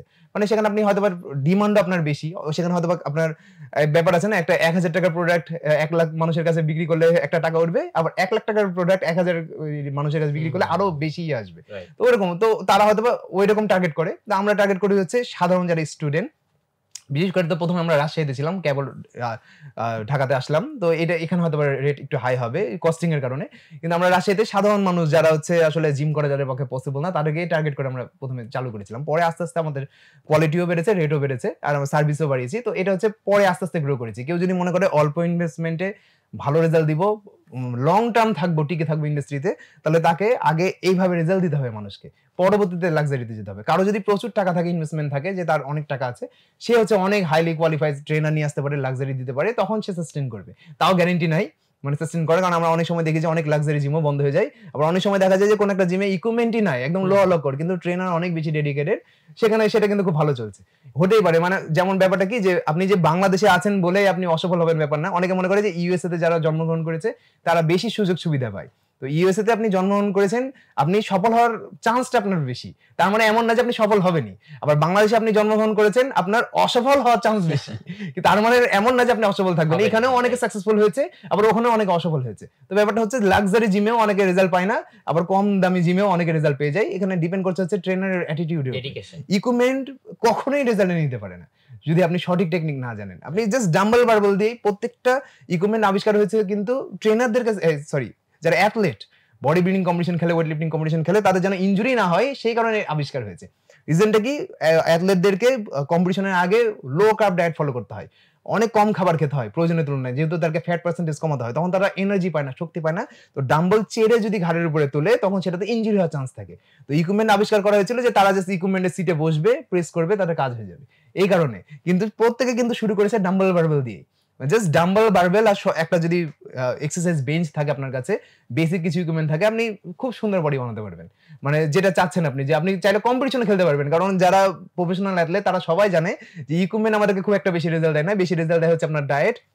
আপনি যদি একজন প্রফেশনাল অ্যাথলেট হন তাহলে সেই ক্ষেত্রে হরমোনাল সাপোর্টও লাগবে, প্লাস সঠিক গাইডলাইন। তাছাড়া আপনি কোনোভাবে ইয়ে করতে পারবেন না। এই কারণে আমরা কি করেছি যে আমার প্রথমে আমার শখ ছিল যে আমি অনেক বড় জিমনেশিয়াম ওপেন করবো যেখানে সব ধরনের ইকুইপমেন্ট থাকবে। পরে আমি আমার মাইন্ড সেটআপ চেঞ্জ করে আমি চিন্তা করলাম যে না, আমি অনেকগুলো ব্রাঞ্চ ওপেন করবো যেখানে জাস্ট বেসিক জিনিসগুলো থাকবে। তো এটা হচ্ছে, কেউ বিজনেস করতে গেলে জাস্ট বেসিক জিনিসগুলো রাখেন, পাশাপাশি রেজাল্ট দেন, পরবর্তীতে হয়তো আপনি আরো গ্রো করবেন, তখন আপনি অন্য অন্য ইকুইপমেন্টও নিতে পারেন। এভাবে আমি গ্রো করেছি। তাই আমি এই জিনিসটাকে সঠিক মনে করি, তাই আমি মানুষকে এটাই সাজেস্ট করছি। এটা হচ্ছে ব্যাপার। না ভাইয়া, খুবই সুন্দর সাজেশন দিয়েছেন আসলে। তো ভাইয়া কথা বলতে বলতে আসলে আমাদের মানে অনুষ্ঠানেরও আমরা শেষ দিকে চলে এসেছি। ভাইয়া লাস্টে এসে আপনার কাছ থেকে জানতে চাইবো যে আপনার লাইফে আপনি যা দেখেছেন, যা করেছেন, যা এক্সপেরিয়েন্স করেছেন, সেখান থেকে লাইফ লেসন যদি আমাদের সাথে একটা দুটো শেয়ার করতে পারেন। লাইফ লেসন বলতে যা শিখেছি বলতে কি, আমাদের এজ যখন আমি জিমনেশিয়াম ওপেন করি 20 বছর বয়সে, 21 হবে তখন। তো ওই বয়সে ধরেন ম্যাক্সিমাম ক্ষেত্রে কি হয় যে এরকম কিছু করলে, মানে যারা মিডল ক্লাস ফ্যামিলি ব্যাকগ্রাউন্ডের, আমার আব্বু ফুটবলার ছিল, পরে অ্যাক্সিডেন্টের কারণে ফুটবলার কন্টিনিউ করতে পারেনি, পরে একটা ডেয়ারি ফার্ম দিয়েছিল, গরুর ফার্ম দিয়েছিল। ওগুলোর টাকা দিয়ে আমরা বড় হয়েছি, আমরা দুই ভাই। তো আমরা ছোটবেলা থেকে অনেক কিছুই পাইনি, কিন্তু ইচ্ছা ছিল অনেক কিছু করার। মানে আমার এরকম প্যাশন ছিল যে আচ্ছা আমি হয়তো একটা স্পোর্টসম্যান হব। সবসময় আমার আব্বু যেহেতু স্পোর্টসম্যান ছিল, জেনেটিক্সে আমার কেমন যেন ছিল যে আমি ফুটবল ভালো খেলতাম, ক্রিকেট ভালো খেলতাম। তো পরবর্তীতে ওগুলো আর হয়নি, কারণ আমার আম্মু আবার চাইতো যে আমি পড়াশোনা করে যেন কিছু একটা করি, যেটা প্রত্যেকটা মিডল ক্লাস ফ্যামিলি করে, যে না যেহেতু তোমার বাবা এটা কোনো এক্সাম্পল ক্রিয়েট করতে পারেনি, বড় একটা খেলোয়াড় হতে পারেনি, হতে পারতো হয়তো বা, কিন্তু অ্যাক্সিডেন্টের কারণে হতে পারেনি, তাহলে তুমি এই লাইনে যেও না, তোমারও ফিউচার নষ্ট হয়ে যাবে। যেটা আমি কিছুক্ষণ আগেই বলছিলাম, যে আপনি বডি বিল্ডার হওয়ার চেষ্টা করছেন, অসফল থেকে গেলেন, তাহলে আপনাকে দেখে আরো 10 জন ডিমোটিভেট হবে যে বডি বিল্ডিং করা যাবে না, জিমে এত পাগল হওয়া যাবে না, তাহলে তো তুমি লাইফে আগাতে পারবে না। কিন্তু আমার এখন উদ্দেশ্যটা চেঞ্জ হয়ে, আমি বললাম না যে আমার উদ্দেশ্যটা হচ্ছে যে আমি এটা করেই বড় হব, যেন আমাকে দেখে আরো 10 জন ইন্সপিরেশন পায় যে না, ফিটনেস লাইনেও ক্যারিয়ার করা যায়। তো শুরুতে যেটা দেখতাম যে আমাদের এজের মানুষজন লাক্সারির পেছনে বেশি দৌড়ায়। মিডল ক্লাস ফ্যামিলিতে আমরা কি করি, যে যেটা আর্ন করি, আমাদের পকেটে যা টাকা না থাকুক, আমাদের গায়ে, আমাদের শরীরে আর আমাদের হাতে তার থেকে বেশি দামি জিনিস থাকে, বা আমাদের কোমরের নিচে একটা দামি বাইক থাকে। এটা হচ্ছে মিডল ক্লাস মানে ফ্যামিলির ছেলেদের মানে স্বপ্ন থাকে। আর সব থেকে বড় প্রবলেম হলো যখন গ্রো করে, ধরেন কোন একটা আপনি লাইন পেয়ে গেলেন, যখন আমি বিজনেসে একটু সফলতা পাচ্ছিলাম শুরুর দিকে, তখন কিন্তু এত টাকা আসছিল যে চাইলে দামি বাইক, দামি গাড়ি, এগুলো সবই করা যেত। ওগুলো না করে এখন পর্যন্ত আমি আমার প্রায় 80% টাকা ইনভেস্ট করি। মানে এই যে আমরা 4টা জিম ওপেন করেছি, একটা টাকাও কিন্তু কারো কাছে ধার নেওয়া না, বা বাসা থেকেও নেওয়া না। 1,05,000 টাকার ভিতরে 1 লাখ টাকা ছিল আমার মামা আমাকে ধার দিয়েছিল, 5,000 টাকা আমার নিজের ছিল। ওই টাকা দিয়ে কিন্তু প্রায় 1 কোটি টাকার উপরে ইকুইপমেন্ট কিনেছি। আর ঢাকাতে এটা প্রায় ইয়ে হলো। তো এইটা 7 বছরে হয়েছে, প্রায় 7 বছরে। এই রিজনটা হচ্ছে যে লাক্সারির পিছনে যাইনি প্রথমে। মানে আমি ফ্রেন্ডও চয়েস করতাম যে না, যারা লাক্সারি দেখে পছন্দ করে, এরকম ফ্রেন্ডও আমার ছুটে গেছে। খুব 2-3 জন ফ্রেন্ড আছে যারা অত মানে মানুষ হিসেবে আপনি কেমন সেই হিসেবে আপনার সাথে আছে। তাদের সাথে হয়তো আমার দেখাও হয় না, কখনো দেখা হলে খুব ভালো একটা সম্পর্ক আছে, কিন্তু কথাও হয় না খুব একটা। তো আমাদের প্রবলেম হচ্ছে, আমরা মনে করি যে আমাদের হাতে একটা দামি ফোন থাকলে, বা জামা কাপড় দামি হলে, দামি বাইক থাকলে আমরা হয়তো বা একটু ভ্যালু বেশি পাবো। সেটা পরবর্তীতে আর কোনো ম্যাটারই করে না। যখন আপনার বয়স 27-28 হয়ে যাবে, জাস্ট 30ও বলছি না, 27-28 হলে আপনি বুঝতে পারবেন যে আসলে এগুলো কোনো কিছু ম্যাটারই করে না। আপনি কোন পজিশনে আছেন তখন, বা কি করছেন, তখন মানুষ ওই হিসেবে আপনার সাথে রিলেশন তৈরি করতে চায়, যে আচ্ছা ওর সাথে কানেকশন থাকলে আমার এই কাজটা হবে। আপনার সাথে কানেকশন থেকে কারো কাজ যদি সহজ হয়, তাহলে মানুষ আপনার সাথে কানেকশন রাখবে একটা সময় পর। তারপরে তাছাড়া কিন্তু হবে না। এটাই আমি বুঝাতে চাই মানুষকে, যে প্রথমে লাক্সারিতে না যায়, যদি আপনি মিডল ক্লাস হন, যারা আপার ক্লাস সোসাইটি আছে তারা অনেকে আমার ভিডিও দেখে, তো তাদের ব্যাপারটা আমি বলছি না, কারণ তাদের লাইফটা একটু ইজি অন্যদের তুলনায়। তো যারা মিডল ক্লাস, তারা লাইফকে ইজি করতে গেলে শুরুতে লাক্সারিতে যাওয়া যাবে না। অ্যাটলিস্ট আপনি 20 বছর বয়স পর্যন্ত আপনার যে এডুকেশনাল ব্যাকগ্রাউন্ড আছে ওখানে ফোকাস করেন। 20 এর পর 30 পর্যন্ত যা কামাবেন তাই ইনভেস্ট করেন। মানে খুব নগণ্যতম, মানে খেয়ে পড়ে বাঁচার মতো থাকেন, গরিবের মতো হন, বড় লোক কিন্তু শো করেন যে আপনি গরিব। মানে গরিবের মতো থাকেন, পায়ে হাঁটেন, রিক্সায় চড়েন, কিন্তু অ্যাটলিস্ট 30 পর্যন্ত ইনভেস্ট করে তারপরে আপনি, হ্যাঁ এর মাঝখানে মানে 20 থেকে 30 বছর এই বয়সটাতে ট্যুর দেন প্রচুর। আপনি লাক্সারিতে দামি বাইক না কিনে আপনি ট্যুর দেন, দরকার হলে দেশ বিদেশ ঘুরেন, তাও অনেক কিছু শিখতে পারবেন। কিন্তু বাইক তখনই কিনেন, বাইক তো কি হয়, আমাদের কোন একটা কাজ সহজ করে দেয়। ম্যাক্সিমাম ক্ষেত্রে দেখা যায় যে দামি বাইক আর দামি ফোন, আমাদের জিমে এখনো অনেক আছে যাদেরকে আমি বুঝাই, দামি বাইক দামি ফোন তো তখন কিনবা যখন তোমার মনে হবে যে এইটা ইউজ করে তুমি তোমার লাইফে ভ্যালু অ্যাড হচ্ছে, তোমার হয়তো বা ইনকাম একটু বেশি হচ্ছে। তুমি হয়তো বা বাইক ইউজ করে আগে তোমার বাইক না ইউজ করলে তোমার হয়তো বা 2,000 টাকা খরচ হতো, বাইক ইউজ করে তোমার 1,000 টাকা খরচ বেঁচে গেছে। কোন একটা জিনিস তখনই কিনবা যখন সেটা তোমার খরচ কমাবে অথবা তোমার আয় বৃদ্ধি করবে। এটা 30 এর আগে। আফটার 30 তোমার যা হয়ে গেছে তারপর হচ্ছে তুমি সেটার বেশি লাক্সারি নিয়ে আসো। 30 এর আগে লাক্সারি কোনো ম্যাটারই করে না। 30 এর পর লাক্সারি ম্যাটার করে। 30 এর আগে আপনার কাছে কি দামি জিনিস আছে সেটা ম্যাটারই করে না। বয়স 30 হলে ম্যাটার করে যে আপনি আসলে কোন পজিশনে আছেন। এটাই হচ্ছে মূলত বলতে চাই সবাইকে। খুবই খুবই প্রিসাইজ রিয়েলাইজেশন, মানে আমি সবগুলো ভাইয়ের সাজেশনের সাথে আসলে রিলেট করতে পারছিলাম। সো আমার খুবই ভালো লাগলো আসলে ব্যাপারটা, যে ভাইয়া যে লাইফ থেকে এই পার্সপেক্টিভটা নিয়েছেন এবং আমাদের সাথে এত সুন্দর করে শেয়ার করেছেন। ভাইয়া আপনাকে অনেক ধন্যবাদ। আজকে অনেক তো ধন্যবাদ। অনেক কিছু নিয়ে আলোচনা হলো। তো আসলে হচ্ছে আরো সময় পেলে আরো অনেক কিছু নিয়ে আলোচনা হ্যাঁ, করা হ্যাঁ। যেত। আই গেস আমরা হয়তো সামনে এটা নিয়ে আবার ফিরতে পারি এই জি, জি, আলোচনাগুলো অবশ্যই। নিয়ে। তো ভাইয়াকে আবারও ধন্যবাদ জানাচ্ছি আমাদেরকে এই ধন্যবাদ সময়টা ভাই। দেওয়ার জন্য। দর্শক আপনাকেও অনেক ধন্যবাদ আমাদের সাথে এই সময়টা কাটানোর জন্য। তো দর্শক, ইনশাআল্লাহ আগামী পর্বে সবার সাথে আবার দেখা হবে, এবং আজকের পর্ব থেকে আপনি যদি কিছু নিতে পারেন, আপনার নেয়ার মতো যদি কোনো পয়েন্টস থাকে, সেটা আমাদের সাথে কিন্তু কমেন্টে শেয়ার করতে পারেন। আমরা দেখে হয়তো অনেক ইন্সপায়ার্ড হব। সবাইকে আবারও ধন্যবাদ জানাচ্ছি। সবাই ভালো থাকবেন, সুস্থ থাকবেন। আসসালামু আলাইকুম।